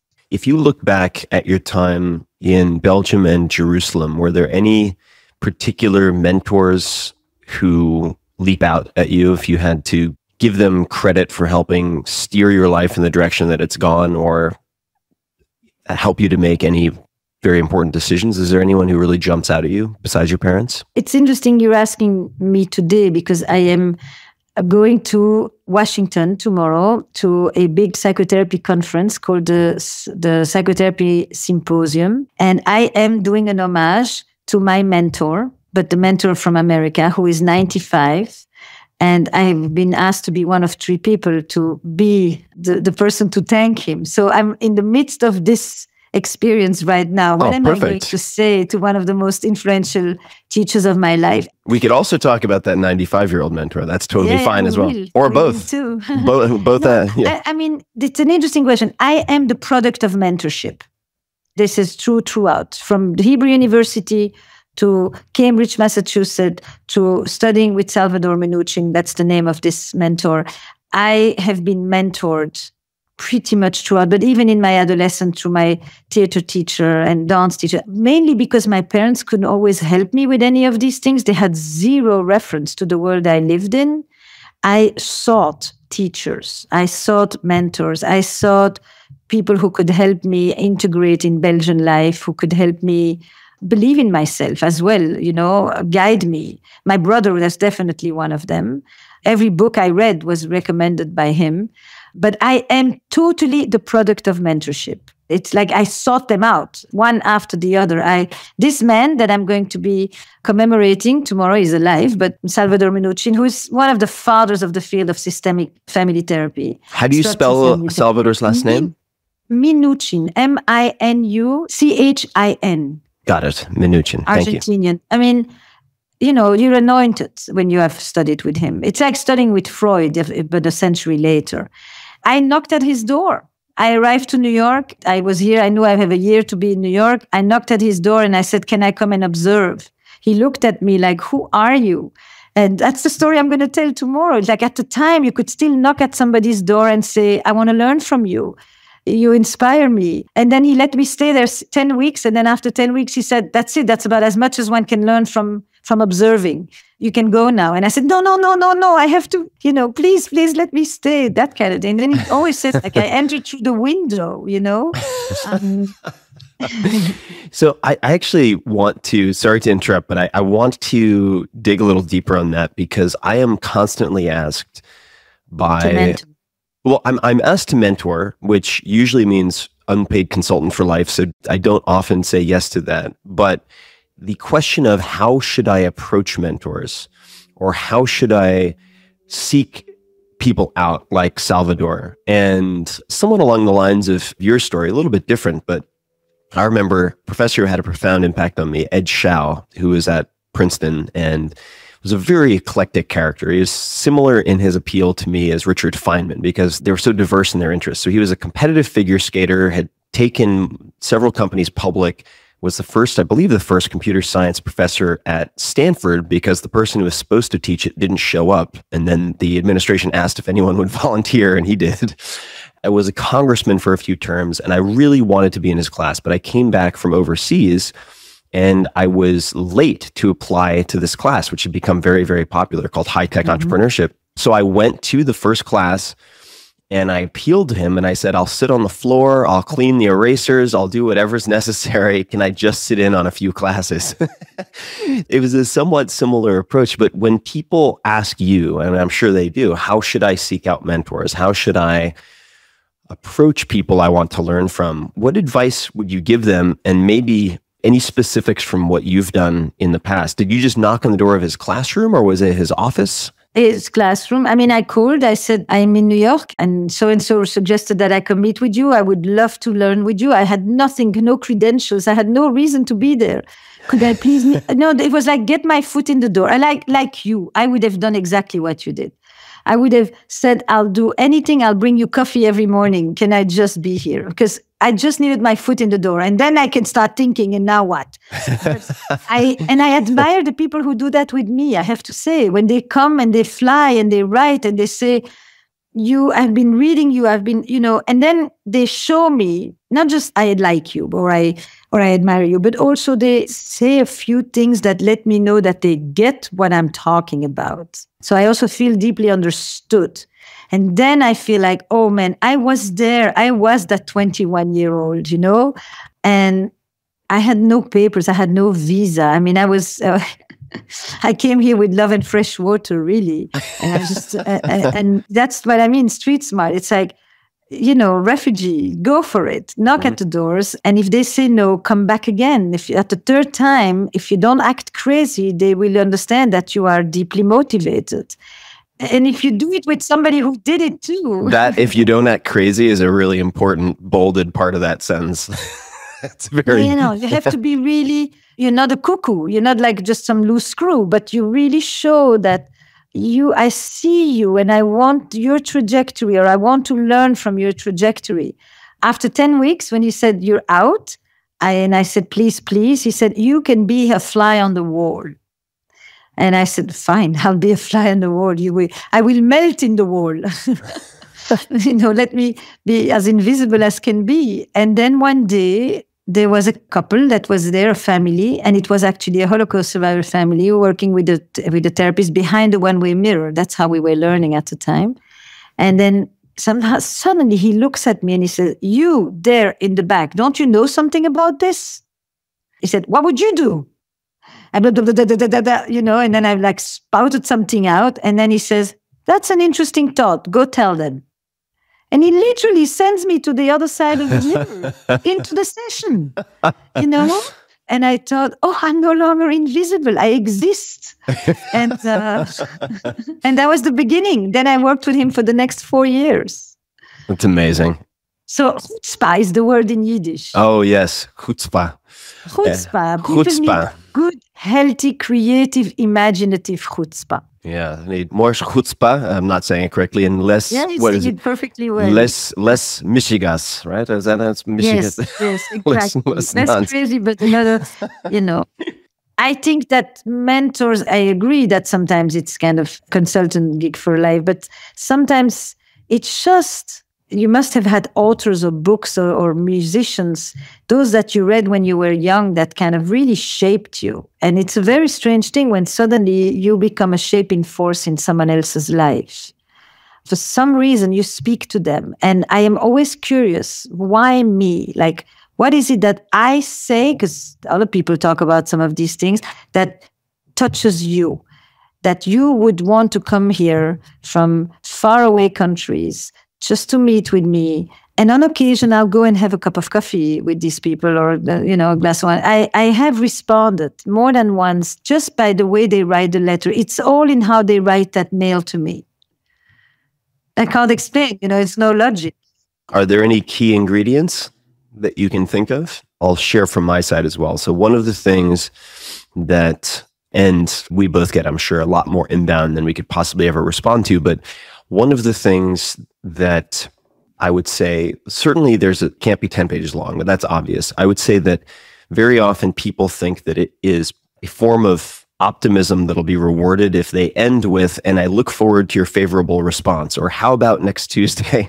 And I'm not personally someone who generally responds to that very well. I'm more likely to respond if they close with something like, I completely understand if I never hear from you because you must have an incredible amount of inbound requests like this, but if you've read this far, thank you at least for reading this far. It lets me off the hook, counterintuitively maybe, that makes it more likely that I'll respond because I perceive they have some empathy or ability to understand the situation that I'm in. So that would be one contributing ingredient for me.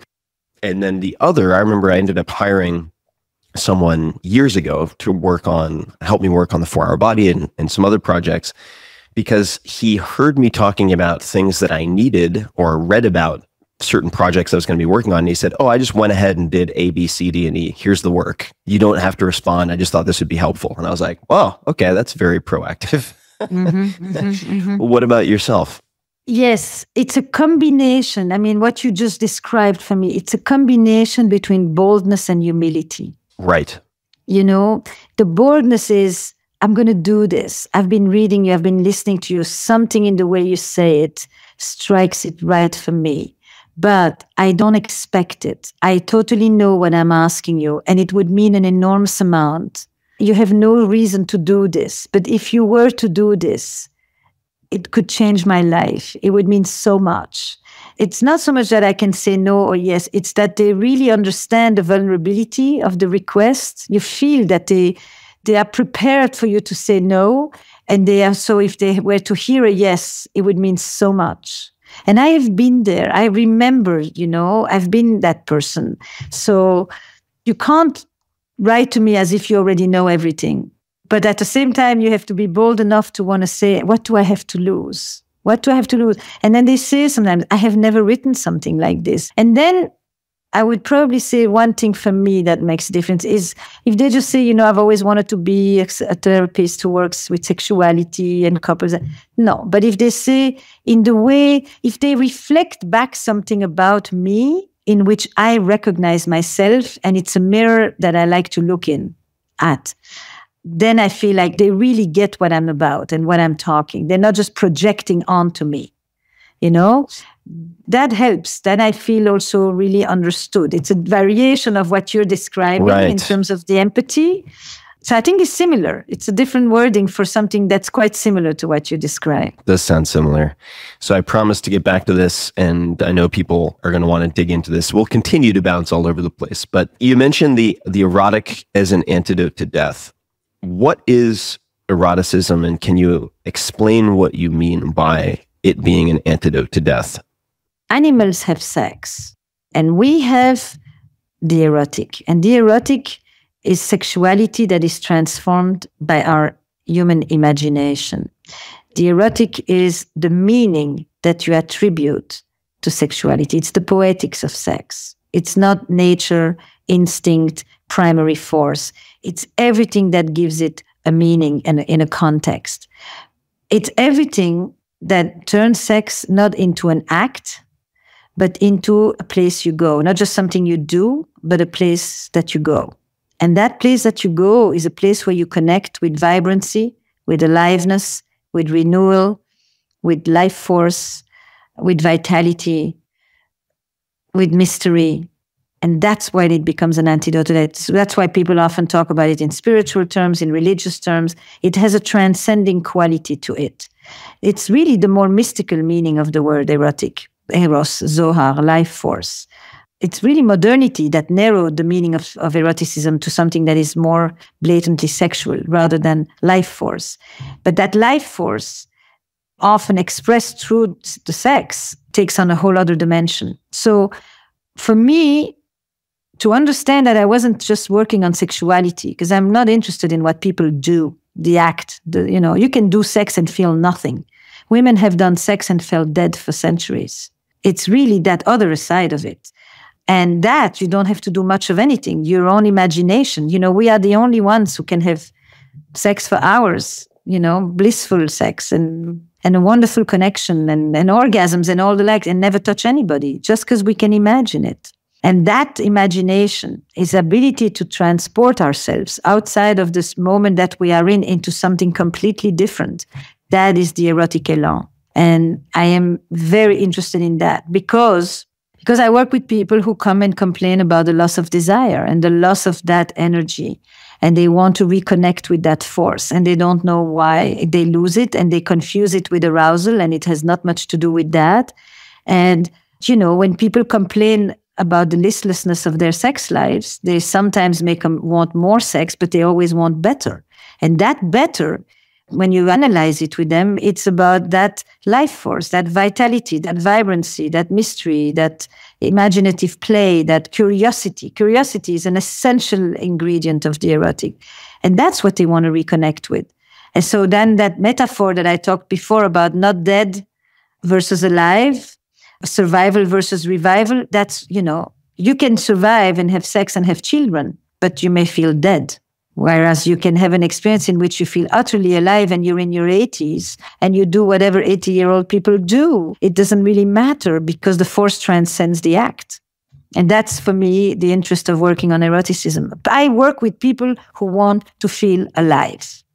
If you say, look at your group of patients and you then look at a subset who are what they would consider happily married in the sense, or happily in a committed relationship. Maybe committed is too loaded a term. They're happily in a relationship and they don't want to leave that relationship. There are many incredible elements of that. Yet they've hit that point, which many people have hit. Certainly I've hit before. I'm very good. Let's make this personal. So I'm very good at monogamy. I can do it. I'm very, very good at it. But after, say, a year and a half, I have to, or I feel like I have to suffocate a part of myself that sort of subjugates my sex drive so that I don't wander. And that ends up affecting sex with my primary partner, with my partner in this case.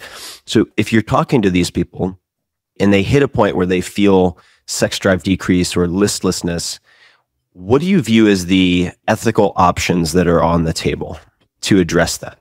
Okay, but there are like 4 subtopics.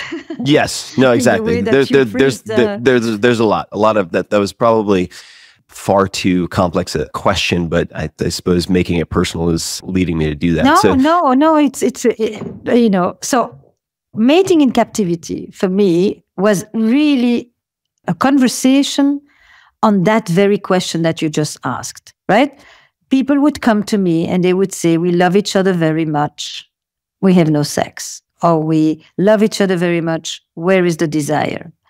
Which was very different from the traditional model that you would normally learn in school, which was, of course, if there is no sex, people mustn't love each other. Because when one leads automatically to the other. And therefore, sexual problems are always the consequence of relationship problems. And you should fix the relationship and the sex will automatically follow. That was the premise. And I decided to question that premise because it didn't really work like that in my office. I saw people who got along much better and it still didn't change anything for the desire. And so I began to ask, what is the relationship between love and desire? Yeah. So that's the first one is, what does that mean? Is desire fated to degrade? Is the degradation of desire inevitable? And what does it mean? And how does one rekindle it? And can one rekindle it? And can you want what you already have? Which is the fundamental question of desire. And then there is the second part to what you're asking, which is the question of monogamy. And when you say, I can do monogamy very well for a year, then you are defining monogamy by one criteria only, at least in the way I've understood the way you speak, is that you're defining monogamy as a sexual exclusivity. Sure. In this particular case, that's what that means. But that's one definition of monogamy because, monogamy is a term that has continuously evolved in its meaning, right? I mean, for most of history, monogamy was one person for life. At this point, monogamy is one person at a time. Right. And everybody goes around saying, I'm monogamous in all my relationships. They just follow. Well, that doesn't mean I had like an orgy and every 5 minutes it was one person at a time. It did. No, I know. I'm kidding. But we have a model of sequential monogamy. Right. We don't arrive monogamous to our relationships. We've had previous ones. So at this point, where does monogamy exist? In reality, but not in your history and not in your fantasies. Mm-hmm. So that's another consideration. And then there is, maybe if we stop just looking at monogamy from the exclusivity model, because the exclusivity model is an economics model. Monogamy generally throughout history has been an imposition on women. It has not necessarily been a requirement for men. In fact, men practically had a license not to be, and they have had all kinds of theories to justify why they shouldn't have to be, because we needed to know about paternity and about patrimony and lineage.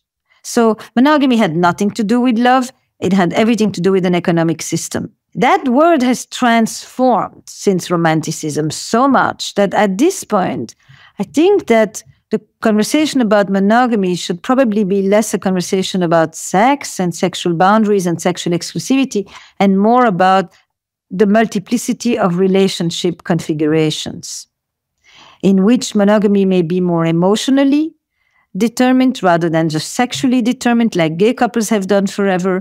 I think we need to loosen up the term, not totally trash it or not totally bind it, but certainly untie it, loosen it up and redefine it. Now, within that, it's a choice, monogamy. It's something you choose to practice when you keep it in the definition you want. And then the question is, what do people do with their thwarted desires, with their other attractions? Definitely they have them. They can acknowledge them. They can have a relationship in which they negotiate with each other what to do with these other desires. They can hopefully not always interpret them as you're not enough, which is the most powerful reaction that people have today to that term. And the majority of people have practiced proclaimed monogamy and clandestine adultery. I mean, that's been the dominant model. Sure.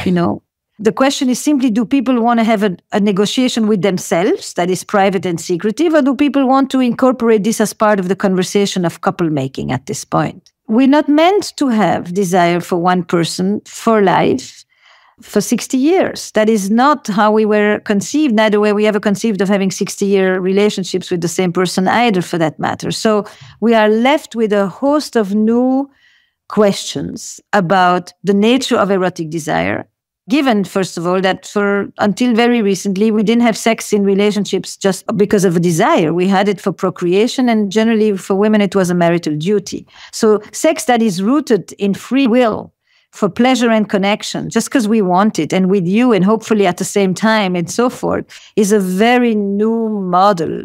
And we are all grappling with it. Everybody's wondering, what do you do with the loss of desire? How important is sex anyway?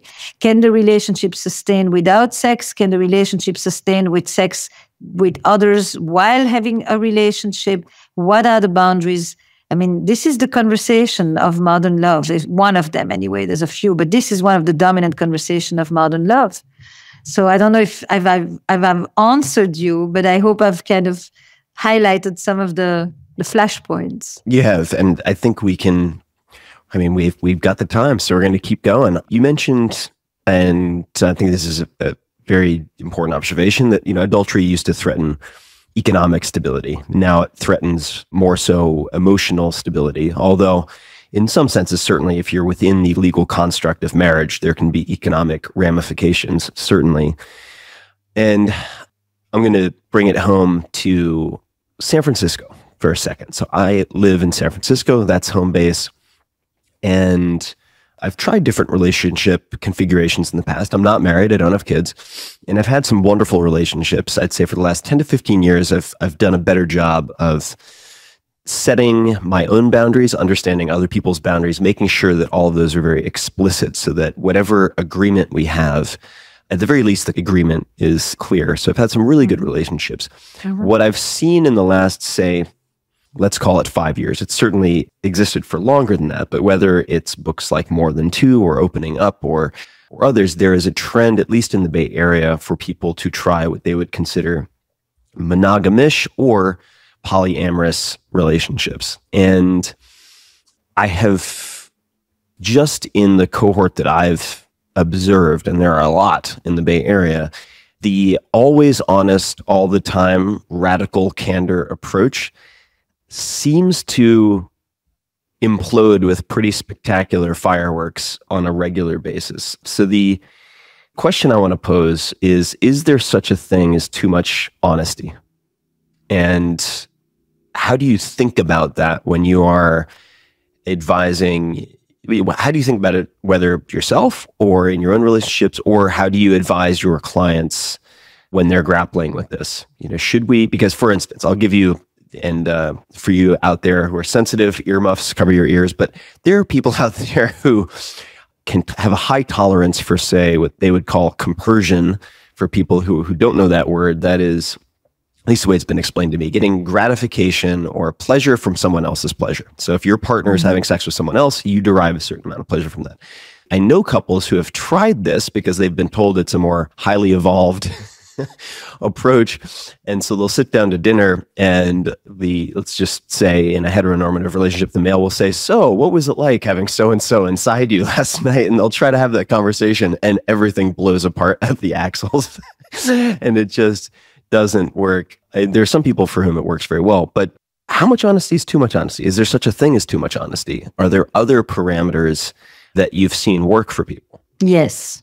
But you see, I think that there are two different cultural systems here. So when it comes to the polyamorous model in San Francisco, it is a bit of a growing movement in the hotbeds of startup cultures like Silicon Valley, because it's people who choose a lifestyle that has to do with an entrepreneurial mindset that aspires to greater freedom of choice, to authenticity and flexibility. And so there's a kind of a marriage between the community that lives there and the appeal of a more polyamorous life. But for me, the question of honesty is actually much broader than it extends way beyond. And I think, look, you live in the United States, and America prides itself on being a pragmatic culture. And as a pragmatic culture, it likes unvarnished directness, and it has all kinds of expressions for conflating honesty with factual truth. Say it as it is. Don't beat around the bush. Get to the point. I mean, there are so many expressions in this culture that favor explicit statement versus more opaque communication, that conflates the concept of the moral cure of honesty has to do with truth-telling and transparency. That's the definition. There are many cultures in which honesty means something very different. Honesty is not about, laying it all out there. It's actually about thinking about what the consequences will be for the other person to live with the truth. It's not a confessional model. It's not rooted in Protestantism. So honesty is not about, I have to tell you everything I feel or everything I've done. It's about what will it be like for you to live with the consequences of knowing. And so you don't say certain things because you want to save face for the other person, or because you just don't see the point of it, because there's almost something slightly almost aggressive about it a little bit. It's like, what am I supposed to do with all of this now? Right. You feel better. You've unloaded. What about me, kind of thing? And I think it's very cultural. For me, certainly coming from Europe, we don't necessarily think that saying everything and putting it all out there and truth-telling and transparency are the only markers of importance. I think we think that sometimes keeping things to yourself is just as important. Not everything must be said. And here, this notion that connects with that is also that intimacy is about saying everything. It's kind of wholesale sharing. Right. And if you don't say everything, then you must be keeping a secret. Because the opposite of transparency is secrecy, and there is a complete loss of privacy. And this is true in the intimate realm of relationships, as it is true in many other sectors of our society. Privacy is at risk. And so people respond either with the other extremes. Yes, I do think that there can be too much sharing. It's not too much honesty, but it is too much sharing. And the sharing is problematic when you think that that's the definition of honesty. This is a really important... Was that clear what I just said? It was clear. No, it was clear. And I think the honesty or 100% sharing always equal caring for the other person or fostering intimacy, I think, is an interesting question. And the answer is no. The answer is no. The answer is, sometimes, of course, it is, but it's not a given. It's not a dogma. You know, I think that actually holding back, I think making space for the other person, I think dealing with your own feelings, I think this idea that because I love you, I should be able to tell you everything. And if you don't tell me everything, you know, then maybe you're not close. And this telling as becoming almost like a bit of I deserve to know. What are you thinking? What are you feeling? Why don't you want to tell me? Like, no, those are invitations. Those are not rights. Right. No. You don't have a right to enter another person. You're invited in. And for those people listening who want to have a very illuminating but entertaining short read on this type of question and radical honesty, there's a great article. I think it's called I Think You're Fat by A.J. Jacobs at Esquire, who is hilarious and a good friend. So you should read that. But I want to bring up an anecdote and get your advice on, or how you would advise someone. So I remember having lunch with a close friend of mine about 2 years ago, I would say, and he had a friend approach him who had cheated on his wife. He had had an affair and he was grappling with whether to tell his wife or not. And my friend's advice was, he said, no, that is your burden to carry and you carry that with you. It's not fair to inflict that on her because you want to make yourself feel better. After a very, very long conversation, that was his conclusion. And so I'm curious to know, in a, say, patient setting, if you have someone, male or female, because certainly women cheat, and I've been cheated on before. I mean, it happens, certainly. When someone is grappling with whether to tell their partner or not, how do you walk them through that decision? What is it that you want to tell your partner? What is it that you want to tell? You want to tell that you fell in love with someone else? You want to tell that you realized in having a fling with someone else how much you loved her or him? You realize that you have been lying to yourself all these years? You realize that it's time to get back into gear because you've become lazy and complacent? You realize that you have been keeping all kinds of sexual secrets that have nothing to do with non-monogamy, but more with your history? What is it you want to tell your partner? You know, that's the first thing. And do you want to tell something about what happened to you in the meeting with the other person? Do you want to tell what that meeting with the other person made you think about your life? You know, we're not just talking about a series of facts. We're talking about the meaning and the motives of the transgression. So that's the first thing I ask. What is the meanings and the motives? Why did you do this? How did this happen to you? Were you looking for it? Did you choose it? Did you just stumble into it? Did you resist it? Did you not resist it? Did you hope it would not, you know, are you living with conflict? What is the guilt that you're feeling? What is the guilt? Is the guilt that you realize that you don't have desire for your partner?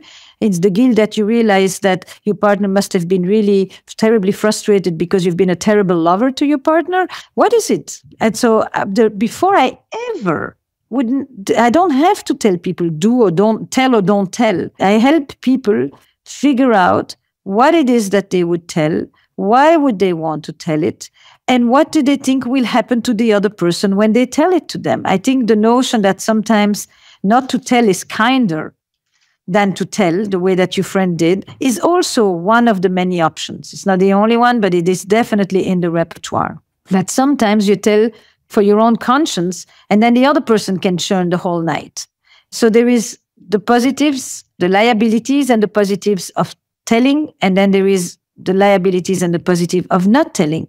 What do you think your partner would want to know? That's the other thing. And when you want to tell, do you ask yourself, do you think your partner would want to know? Are you speaking because of your thoughts about the other person, or are you thinking of speaking because of how you feel about yourself? You know, there's a full spectrum of dishonesty, right? There's simple omissions, there's partial truths, there's white lies, there's blatant obfuscations, and there's mental hijacking. I mean, secrecy can be cruel and secrecy can be benevolent. and sometimes you lie to protect yourself, and sometimes you lie in order to protect your partner. And then there is the ironic role reversal in which sometimes you realize that you've been lying to yourself and it was you that you were deceiving. And it's all of that you want to unpack, all those twists and tangles of lines before you send people out, because you can never take anything back. Right. And the next thing that's going to happen, you're going to say, I slept with someone. And then they want to know, how was it? And then they want to know, did you fall in love with that person? And then they want to know, maybe they don't want to know. So slow down. Mm-hmm. Sit with this. Ponder it. Figure out what this was about for you.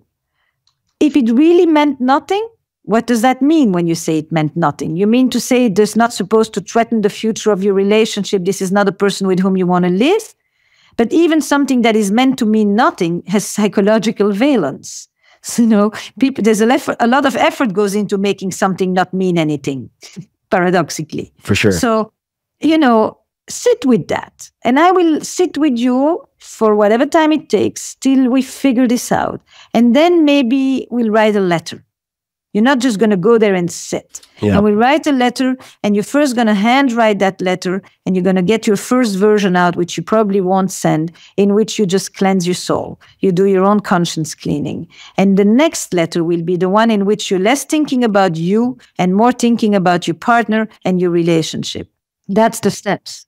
That's very smart. The next question I'd want to ask, which is actually from the audience, do you think it's possible for a partner in a non-monogamous marriage, could be a relationship, to get over the fear of being left by opening that door? I think this is this is a very common question, because maybe one person is more enthusiastic or feels the need for some form of non-monogamy, meaning sexual monogamy, than the other, or they're both open to it, but they haven't experimented or experienced this for an extended period of time, or maybe they have and they've been burned. Do you think it's possible for someone to get over that fear of being left by opening that door? And what are some of the strategies or coping mechanisms, if so? But what if I told you that the person who experiences that fear more openly and is able to say, for me, this triggers the fear of losing you altogether, is actually experiencing a lesser fear than the one who is wanting to have other partners? Could you say that again, please? Yes. Couples have a setup. In a setup, every couple has a setup. It's an organization, right? In every couple, you will often find one person who is more in touch with the fear of losing the other, and one person who is more in touch with the fear of losing themselves. One person more in touch with the fear of abandonment, and one person more in touch with the fear of suffocation. And that tells you which is the one that is more interested sometimes in experiencing open boundaries and non-monogamy, or non-exclusiveness anyway. But the person who wants the open relationship presents as the one who doesn't have the fear of abandonment.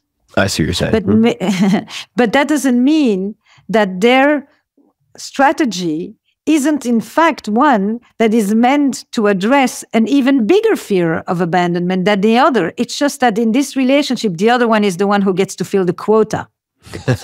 Okay. For that fear. Sure. Okay. Mm-hmm.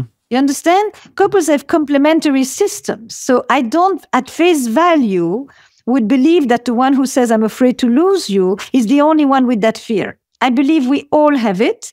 But I believe that the one who expresses it in the couple isn't always the one for whom it is actually the most intense. Sure. I agree with that. That's the secret of a lot of relationships. No, I agree. I agree. You understand? The person who gets to voice it is actually sometimes only voicing a fear that the other one doesn't even voice. Oh, no, I agree. I agree. Mm-hmm. Okay. Well, that said, I think it really depends. I would not have a set answer for this. There are plenty of people who at first felt very scared and then have learned to trust differently and have learned to understand that their partner really comes back to them. And in fact, the more they feel free, the more they want to come back to them. And they really have learned to trust that. And then there are others for whom it's excruciating.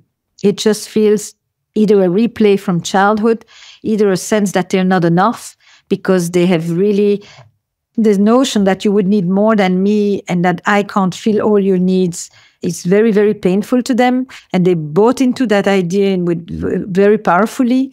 Sometimes there is the sense that, you allow yourself something that I don't. Why can't you stop yourself? There are other things that I don't get and I don't go and get them elsewhere. Compromise should be a part of what both of us do in the name of our relationship. I've seen it go both ways. I've seen people for whom it really became a way to live that they never knew existed. And I've seen people for whom this is just not the way they want to live. They don't want that fear. They don't want to remember every time their parents went out that they didn't know if they were coming back. They don't want that notion of what if you will fall in love somewhere else, which of course in and of itself would happen no matter what. That threat is always there. That reality is part of any couple. But somehow I don't want to have to know it with such vividness. Or because I feel that there is something lacking in me, or I feel my own insecurities, and therefore every time you go, my insecurities get awakened. It's a complex system. I would just say that it generally works better when both people are from the same tribe. Mm-hmm. When both people have that same curiosity, when both people experience the fluidity as something that is additive and not something that's an anxiolytic, then it becomes an enhancing experience rather than a dreadful experience each time. It's very complicated when one person says to the other, I really want this, and the other one says, this is hell for me. I can't live with this. And there's very little flexibility sometimes in that system because both people feel it very intensely, and more than one relationship has had to end on that basis. So what I'd like to ask following up on that, because I think this question is, and I'm going to stop hedging all my comments. So obviously everybody listening to this, there are a million different ways to organize relationship and a million different sort of combinatorial approaches to it, right? Whether it's homosexual, heterosexual, unisexual, I have no idea. You're right. There are a million different ways to go about it. So I'm just going to assume for the sake of simplicity that a lot of people are in heterosexual relationships.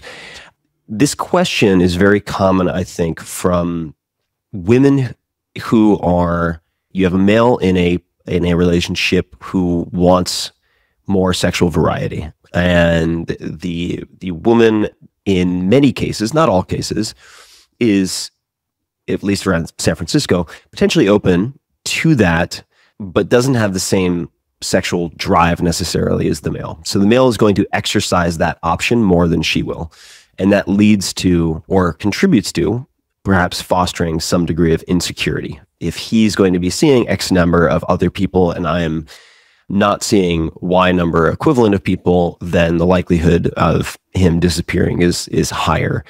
And remember I was told once by someone, they said, well, no one can take the person you're meant to be with. Now, the way that the context in which that was provided was to underscore the fact that, like you said, whether you're married, not married, in a relationship, have an explicit agreement or not, the potential and the risk for digression or meeting someone else is always there. But I guess the fuel on the fire here is that when you explicitly give someone the option, the fear is that it's more likely to happen. And that's just more of an observation. I wanted to mention two things I've been very curious about recently that seem, at least in the group that I've observed, to work pretty well, even though I think they are, at least one of them is viewed as pretty unfashionable. And so I wanted to get your take on it. So the first one is an arrangement, and this I've only heard once, but I thought it was very clever.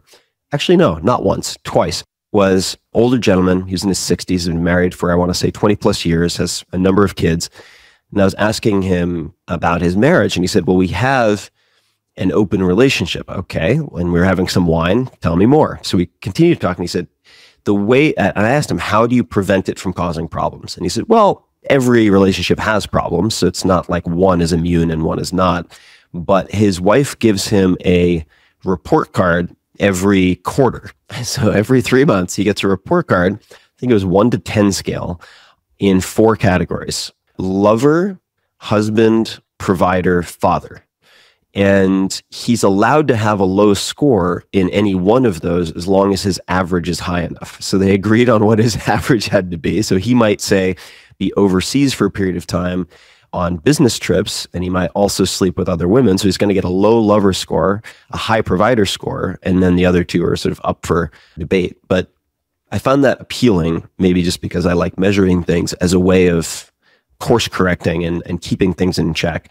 The second, which I'd particularly like your thoughts on, although we can go anywhere with this, is that looking at maybe a contrast to the tell me everything, I'll tell you everything breed of polyamorous relationships where radical honesty is an underlying tenet.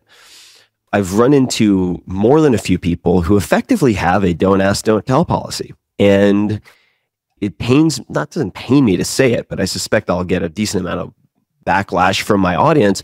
It seems to work pretty well in the sense that more than a few couples have said, look, that whole polyamorous tell everything, and I know those are not mutually dependent, is not for us. But as long as you're safe, as long as you don't embarrass me, then you can do what you want. And the policy is don't ask, don't tell. That seems very old-fashioned. I mean, maybe the fact that it's a two-way street makes it less old-fashioned, but what are your thoughts on that? Because it seems to me just intuitively to be, and maybe it's highly dependent on the person, but to be less prone to kind of supernova destruction versus the radical honesty piece for most people. Do you have any thoughts? That's a mouthful, I know, but I've been thinking about a lot of this stuff for a long time. So I think that I would start and I would say that trust, loyalty, and attachment come in many forms.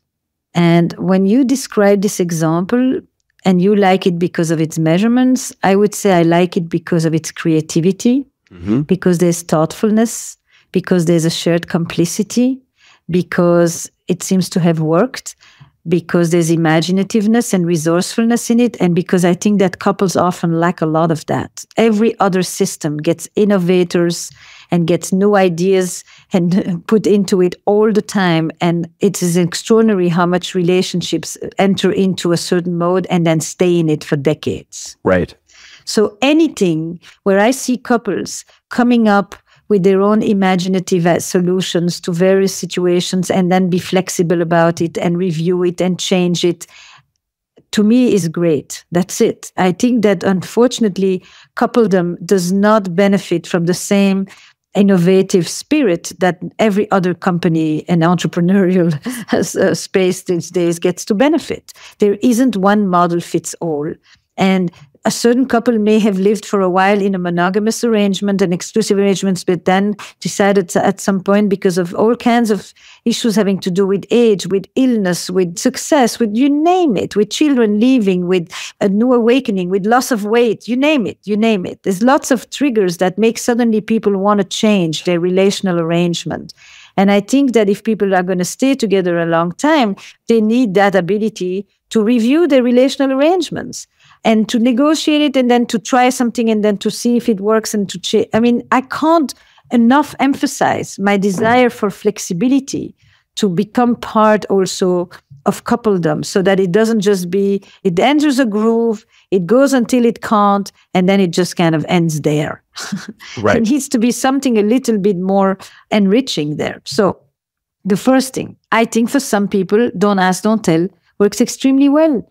It gives them enough privacy. It makes them both know that there is still a primary loyalty and commitment.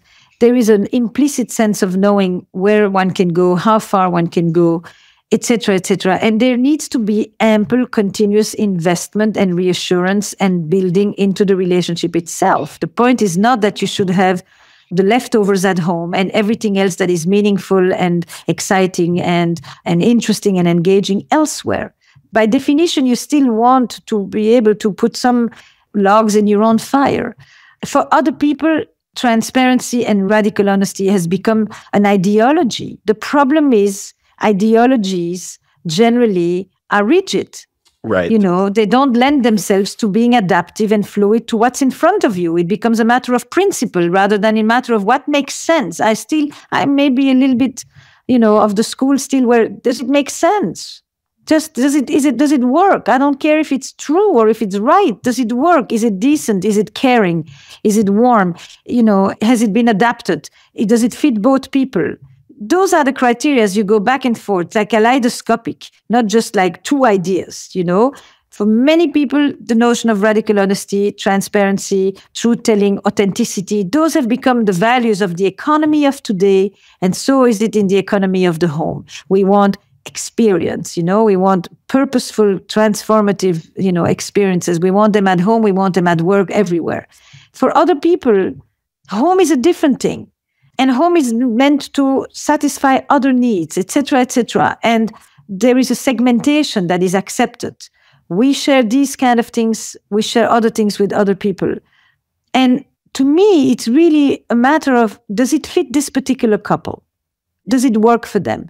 Or is there one person who is quietly hurting over a long time and kind of giving in? But there's a power dynamic, because the word we haven't used is that in all these negotiations, there is an element of power. There is power when you bring in other people. There is power when you feel that the other person can leave you. There is power when you have faced with the hurt of a person who is constraining you. There is a dynamic of power in all of these issues. And the question is there an equity in the decision making? Do both people feel that they have equal power in their ability to say what works for them? In this instance that you describe, what's beautiful is you feel like, whatever he does, she gets to evaluate him. And so the evaluation is power. It's authority. Right. In a good sense of the word, I use the word power.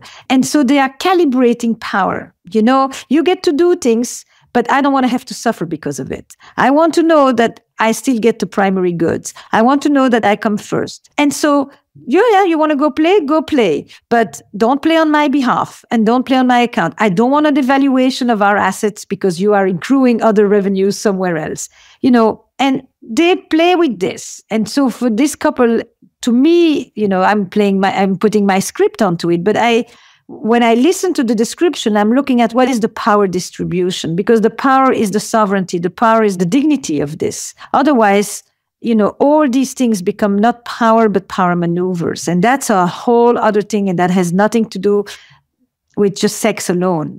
These things take place every relationship is a power dynamic. I think that has to be laid out first.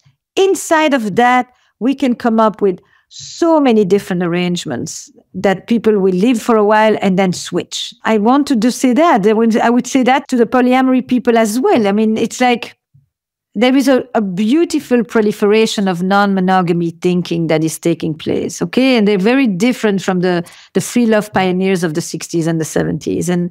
But then, of course, many of those people are the children of the divorced and the disillusioned. And they're not rebelling against commitment per se, but they're looking for more realistic ways to make their vows last. And they've concluded that includes other lovers. And I think that the form can vary enormously. You can have occasional hall passes. You can have swingers who play with others. You can have established threesomes, foursomes, complex polyamorous networks. All of these things have one purpose: to reconfigure love and family life, which we have done from time immemorial. Right. Your comment on power reminded me of, I think it was Oscar Wilde said, everything in the world is about sex except sex. Sex is about power. Yes. Yes. You've spent so much time with people grappling with these issues. What was the research process for your new book? And that is, really kind of fresh on the mind, I would think, at this point for you. Why do another book? And what was the research process like? So, Mating in Captivity looked at the dilemmas of desire inside the relationships. And The State of Affairs, which is my new book, looks at what happens when desire goes looking elsewhere. And I had gone to 20 countries on book tour for mating, and in many places, the only chapter people wanted to talk about was The Shadow of the Third, the chapter on monogamy, which was only one chapter in that whole book. And I thought, there's no way that I can do a thorough study of desire without looking at desire that goes wandering. What is roaming desire like? What is the power of transgression? Why is the forbidden so erotic? What is this thing called adultery, which has been historically condemned and universally practiced? And so seriously, it's like, and it took me a while. This is 10 years since I wrote Mating in Captivity. I take a long time to think, and I only write if I feel I have something to say. And something to say means that I want to change the conversation on the subject. I don't want to just add one or two thoughts. I want to really frame the conversation. I want to take something and make a cultural shift around it.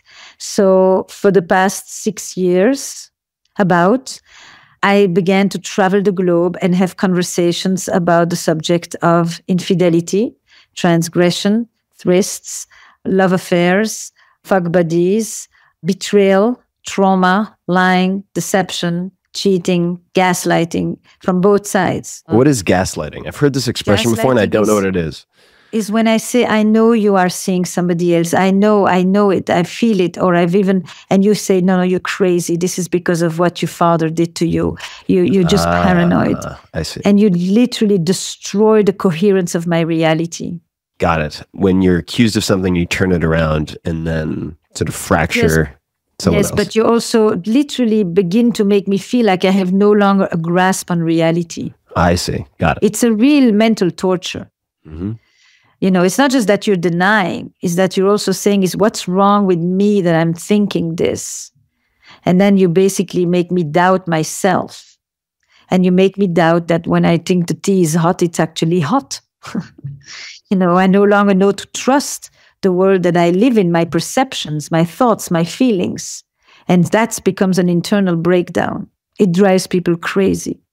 It's really cruel, actually. It's a very common, but it's a cruel thing to do. I saw, I'm 34 years a couples therapist. I have a fascination for couples. I work in 7 languages. I can take them from all over the world. And I began to only see couples who have been affected by infidelity in one variation or another. I also did a TED Talk en passant, which has 7.5 million people in a year or two. And I thought, okay, I've got 1,500 letters. I thought, my God, I'm a walking confessional. The world is pouring their secrets onto me on this subject anyway. And let me try to think it through. Let me really delve into this and look at it from a systemic point of view. Meaning, if I ask an audience, have you had any experience with affairs or infidelity? Nobody's going to lift their hand. Nobody's going to say, I cheated or I've been cheated on so easily. But if I ask the same audience, have you been affected by infidelity in your life? I probably get 90% of the fingers up. It's an amazing thing. As the child of, as the friend of, as the boss of, as the lover, as the other woman, as the partner, as the person who went out, you name it. And now it becomes really a collective experience. So I wanted to look at it from all angles. And I see couples 2-3 hours at a time. And I delve into the labyrinth of passion, all of it, from all sides. And then I collected all the data. I transcribed hundreds of hours of sessions. I transcribed all the letters and I began to gather and then decide what are the main assumptions at this point about this subject. How does our culture think about this? Because no matter, and by the way, infidelity happens in polyamorous couples too. The fact that you get an open license doesn't prevent people from climbing the fence. Something about transgression is deeply human. And you've also observed that the definition of cheating continues to expand, right? Where you have sexting, texting, dating apps, watching porn. I mean, the inside of the wall is getting narrower and narrower in some respects also. Absolutely. The definition is elastic. It's unbelievable. What people today, how many more ways that we define something as being outside of the boundaries, and we consider them infidelities. And it is one of the experiences that encompasses the entire human drama. Everything: jealousy, hurt, betrayal, pain, lust, love, passion, all of it. It's like every opera, there's a reason, And it is one of the most complex human experiences to really delve into, but it is endlessly fascinating. And so I wanted to rethink infidelity. What does it mean today? Why does it happen in any kind of relationship? What does it mean to know that your partner never really belongs to you? They're only on loan and with an option to renew or not. So related to that, I get asked about marriage and kids a lot, even though I feel very unqualified to comment on either. But what is the argument for marriage these days? Because I have trouble coming up with one. The argument that comes to mind, because the legal construct, the financial consequences, the difficulty in the sort of unraveling, if you want to change direction or a new chapter means a new partner, whatever it might be, there are a lot of consequences. Now, the only argument that I can come up with for it is related to loss aversion, where maybe if you really want to make a strong, committed effort to maintain a relationship for a long period of time, that if you have something to lose, if you don't enforce that in this case takes the form of a legal construct that you're not going to put in the requisite effort. So, okay, but it just seems to me that there's so much downside that prevents flexibility. How do you think about that? Or is there an argument for the legal construct of marriage? Because I have more and more difficulty as I see friends' marriages imploding, exploding. Good people, often faithful people. It gets harder and harder for me. Yeah, but Americans love to marry. Once, twice, three times. Part of the way that I began the project of writing about infidelity came out of the Lewinsky-Clinton scandal, because I was very intrigued. Why was this country so tolerant about multiple divorces and so intransigent about the slightest transgression? Right, fair enough. No matter how much sex becomes open, they remain intransigent about the subject of infidelity. And the rest of the world, by the way, that is more family-oriented, has always opted the other way around. You protect the family, and you don't divorce. So why Americans love to marry, I have never fully understood. I mean, I have my thoughts, but it's not like I have a definitive answer to that. I think there's two questions. Why is a deep, meaningful connection with another human being with whom you weave a story, along the stages of life? That is one thing. Does it need to take place within the construct of marriage is a very different thing. Agreed. In Europe, we marry much less, but we have families. And we try to create families with what modernity has given us, which is a rather nuclear model of family, which is a very difficult model for family and a terrible model for couples. We were not meant to be two adults with two or three or four children all alone in cities. I mean, none of it is the way we were meant to do it. And so it's extremely taxing on the couple. And at the same time, the only reason families today survive is if the couple is doing relatively well. Right. That's the only thing keeping families together. So we're facing a very interesting thing. At the same time, if Apple sold you a product that fails 50% of the time, would you buy it? And yet that's what happens to marriage. Right. But if you think that that's a guarantee, think again, because at this point, it is really not doing that well in terms of guaranteeing you things. But I think there are very few rituals at this moment. With the loss of traditional religion, there are very few rituals, there are very few structures, very few institutions to which we can adhere. And I can see that in that sense, the importance of marriage as a ritual that is rooted in a tradition and that comes with a code of conduct and with an official norm to it. And so that's where I place marriage. I don't think of it in legal terms at all. I think of it very much in terms of its cultural meaning. It's like a spine. There are very few things people can hang themselves on these days. Everything is about the self. And the burdens of the selves are very heavy at this moment. So marriage has become that institution that still tells you how to go about doing these things in life. To me, the very interesting thing when you ask about why marry, I think about the gay marriage. Gay marriage really was one of the ways to try to understand what does it mean to legalize, to give rights to queer families, to allow people to adhere to a norm when there are so few norms at this moment. Everything has been reevaluated and redefined. And I think people are sometimes very desperate for norms, structures, pillars, architecture. Everything else is fluid, but we all need solid as well as we need fluid. And marriage has remained one of the last solid constructs, even though it fractures way too fast and way too often. Can you do it without marriage? Completely. But for some reason, people feel that commitment without the structure isn't buttressed in the same way. The marriage is the buttress. It's the fulcrum. And I don't know if relationships, actually, that would be an interesting thing to look at numbers. Do relationships that are not held together by the contract of marriage, do they dissolve any more in Europe than they do here? I'm not sure. It's 52% or 48% at this point. Maybe it's gone down a bit on first marriage. But the fascinating data is not first marriage. It's 65% divorce rate on second marriages. 65%. Yeah, that is the much more interesting data. Yeah. Why? Why? Why do you find it interesting? Because it touches on something else that I think is much more interesting certainly as a couples therapist, is that, okay, let's assume the second time it's easier, you've done it the first time, you may not have the young children, etc., etc. But to me, the more interesting thing is that the first time you still actually adhere to the model. I think that often the divorcees are the true idealists. They believe in the model, they just chose the wrong person and they'll do better next time.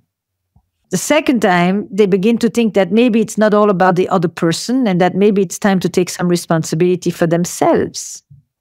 Everybody at some point has some relationship things to work out. And the only question is with whom? Who are you going to do it with? But it would seem that at some point, you should also ask, wait a second, if the people are coming out of the same factory, meaning the structure that has a 50% failure rate, perhaps the structure should also be a variable under consideration, I would think.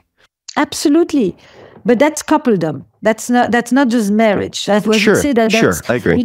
I think that, to me, I am really fascinated by how creative, having just written a book about infidelity, I can tell you, if people took 1% of the creativity that they put in their affairs and brought it to their marriages or to their relationships, it's astounding. It's the same people.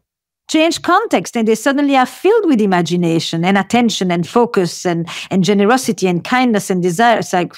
It's not marriage per se as coupledom. And for some reasons, the expectations of coupledom have never been higher. But what people invest in it hasn't really measured up. People bring the best of themselves not to their partner. They bring the best of themselves at work, to their friends, to their colleagues, to their hobbies, to their children for that matter, much more, not to their partner. And that is a much more interesting thing to me than marriage per se. It's like, I don't ask so much, why do people marry? I ask more, why do people so often bring the leftovers to their partner while at the same time wanting their relationships to be so glorious? Something doesn't click. What do you think the answer is? It's like when people say my partner is my best friend. And I'm sometimes, especially in my office, I have to say, do you treat your best friend like this? Right. What kind of BS is this? I mean, no, that's not how would you say this to somebody else? Could you imagine being that critical with your friends? What is the idea? And this is where marriage comes in. It's because you really think that because you married, the other person is just going to be there and take it. Vice versa. This is in both directions, right? Sure. It's like there is something about the seal underneath that has locked this that allows people to then behave subpar. Right. And maybe if there was more of a fear of losing it, because your friends won't take it. Certainly your boss won't take it. Your colleagues won't take it. You behave that way at work, you're out. But at home, you think you can do these things. You can treat people really poorly. You can put them down. You can disqualify them. You cannot listen to them. You can shout. You can kick. You can neglect them. You can be indifferent. I mean, my God, there is so many ways to not behave well at home and then call them, It's like, to me, this is where I make people accountable. It's like, excuse me, you can't trap another person. This is like, marital sadism. So you have, we could talk for hours, and you have a number of different venues and vehicles through which you're exploring these topics. The book is one, of course. And could you say the title of the new book one more time, please? So the book is The State of Affairs, Rethinking Infidelity.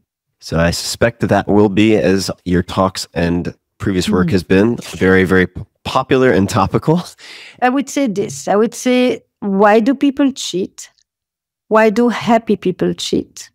Is infidelity always a deal breaker? Why do we think that men need variety and are bored, and whereas we think that women are hungry for intimacy and lonely? Why do we have such complete different ideas about why men and women cheat? What do we do with jealousy? Can love ever be plural? Is possessiveness an arcane vestige of patriarchy, or is it intrinsic to love? It's all these questions that I'm taking on. And you're also going to be exploring that in your own program on an Audible channel soon, as I understand it. Yes. Yeah, if you wouldn't mind describing that just a little bit. Yes, I'm very excited about it. I mean, it's really different ways of exploring.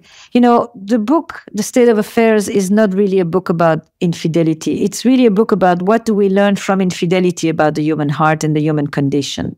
So I use that lens to enter and to excavate many, many subjects. And I wanted to also have, you know, the opportunity of letting people come into my office and actually be in those conversations that I have with couples, because most of the time we have no idea what happens in a couple. You know, couples are isolated islands. Sometimes the women may talk to somebody and the men talk to very few. And so we have no idea what's in the antechamber, you know, of the couple. And I did a series with Audible, and we're going to do a second one already, that of 10 couples therapy sessions covering a range of subjects where you think you are actually entering into the intimacy of these other relationships, and you very quickly realize that you're actually looking inside, you're looking at your own mirror, and you're looking at yourselves. And you start to talk with the persons, the people of your life, your partners or others, about where you are in relation to these questions. So, and there are stories of infidelity and stories of sexuality and stories of raising children and stories of infertility and stories of unemployment. And it's a very, very poignant experience because it's intimate in your ear. You don't see them, but you hear them. 10 couples who have volunteered to come and have a session with me like I do generally in my office. It's exactly what I would normally do, but this time recorded and told, so as stories to share and stories to invest ourselves in. What is the name of the series? Where should we begin? Where should we begin? Isn't that what every session starts? Indeed. Where should we begin? And for people listening, in the show notes, I will have links to everything that I can get links to that we've discussed. So the podcast comes out May 18, and at first it will be on Audible and on Amazon Prime.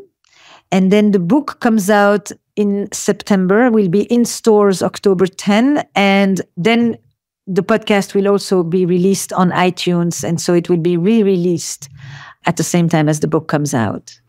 So I have just a few more questions. I want to let you get back to your day, but just as we wrap up, a few quick questions.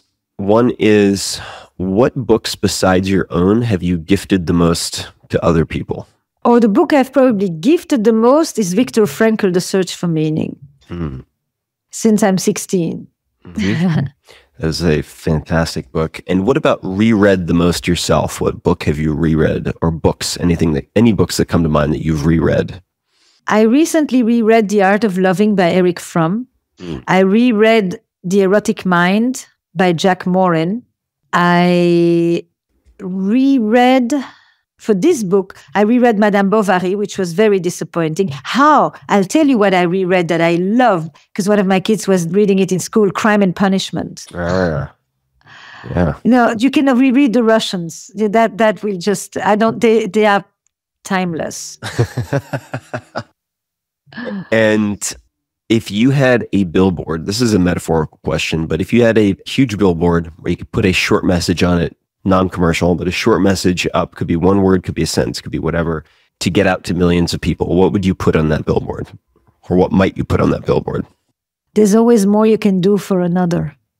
Just don't have your day without having done something for someone that you don't know, for that matter. Not just for the ones that are in your little circle. I don't know. In a billboard, it would say, do your part. I love it. And any parting comments, requests of the audience? Could be the same thing that you just said, but are any parting thoughts, questions, or suggestions for people who are listening? Any ask of the audience? You know, the reason I say do your part is because so much of the culture we live in is about doing things for ourselves, enhancing ourselves, pushing ourselves, being more successful, being more healthy, and it is the most powerful antidepressant. I know that you do something on the depression front as well. And I think that the curse of today is isolation. There's a lot of other things we have gained, but we have lost something. And isolation and disconnection, it's a curse of modern life. And I think that there is no more powerful antidepressant, nothing that will give us more meaning in life than to know that we matter for others. And that means to do for others, which is a little bit what couples therapy is about. Most of the time people come to couples therapy, they don't come in order to say, I came to check myself out. They usually come to be an expert on the other and they say, fix him. Do something, or I came to drop off, So I'm all the time thinking, and what are you doing? Take responsibility. It's freedom, responsibility.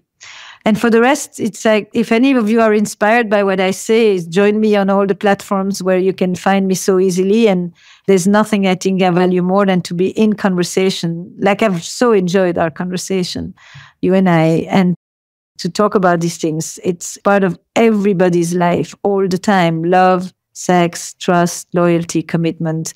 What else is there, Absolutely. And where is the best place on social media for people to say hello to you if they wanted to say hello? Is there any one preferred place? I would say my fan page on Facebook, probably, but I am on Twitter and I'm on Instagram and I'm on YouTube.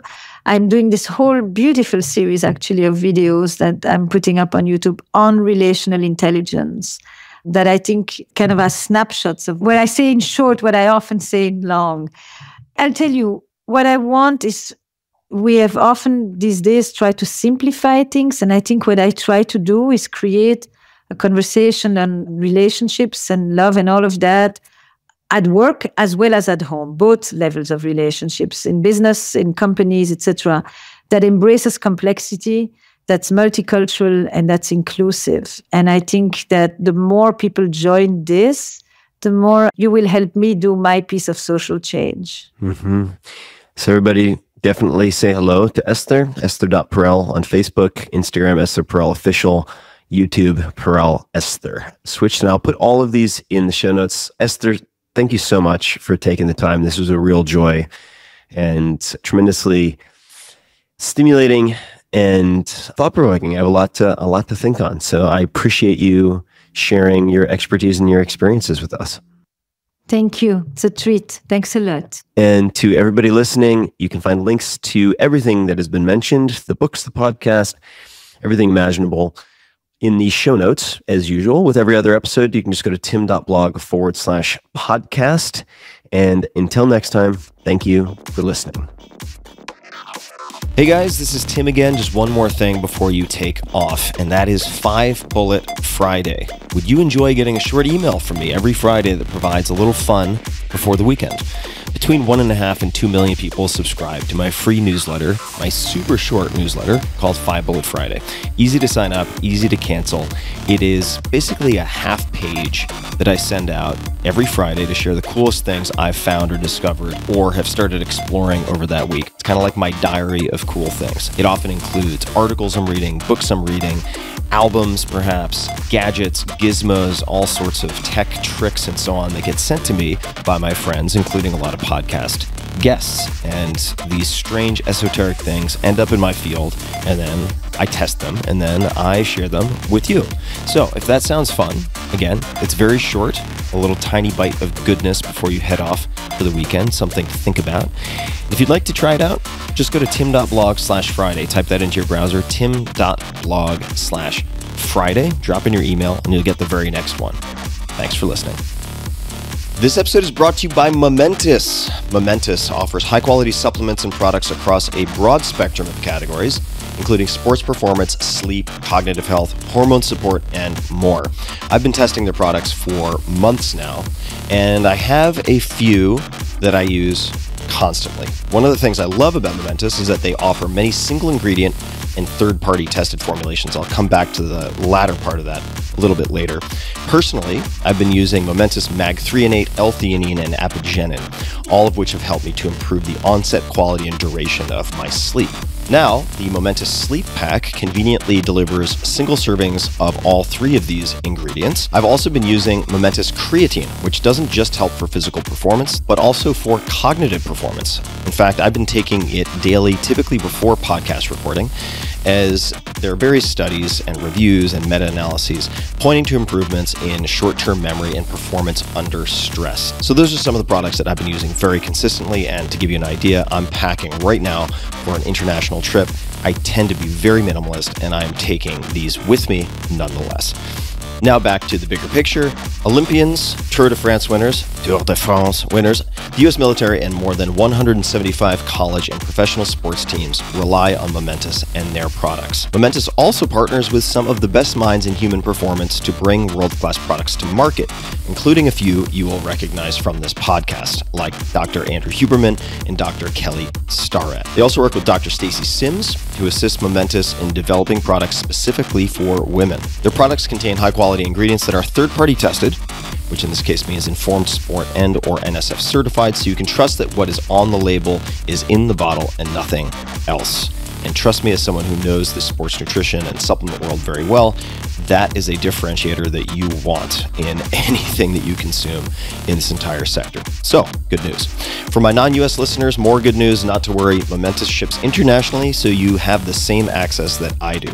So check it out. Visit livemomentous.com/Tim and use code Tim at checkout for 20% off. That's livemomentous, livemomentous.com/Tim and code Tim for 20% off.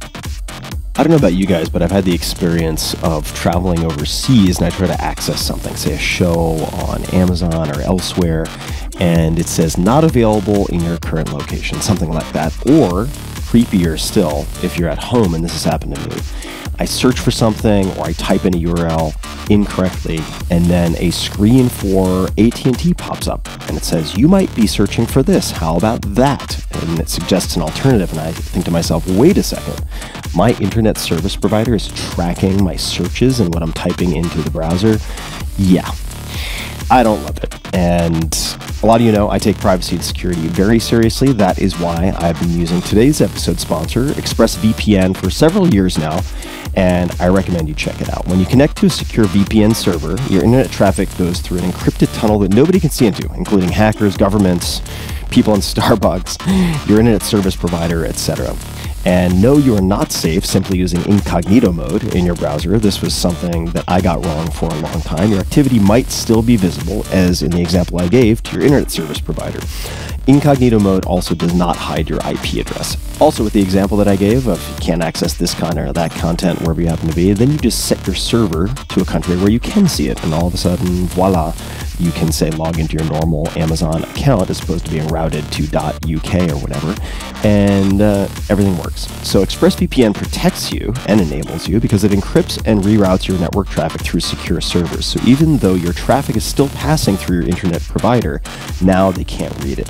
ExpressVPN is so fast, also, it doesn't bog things down at all. I usually forget that I even have it on. I can stream high-quality video with no lag or buffering, even on servers thousands of miles away. It gives me access to servers in 105 countries around the world, which is very helpful, as I am constantly traveling and love to do so. It's easy to use. You just choose a server location and tap one button to connect. You do not need to be technologically savvy. You don't need to know anything about how it works.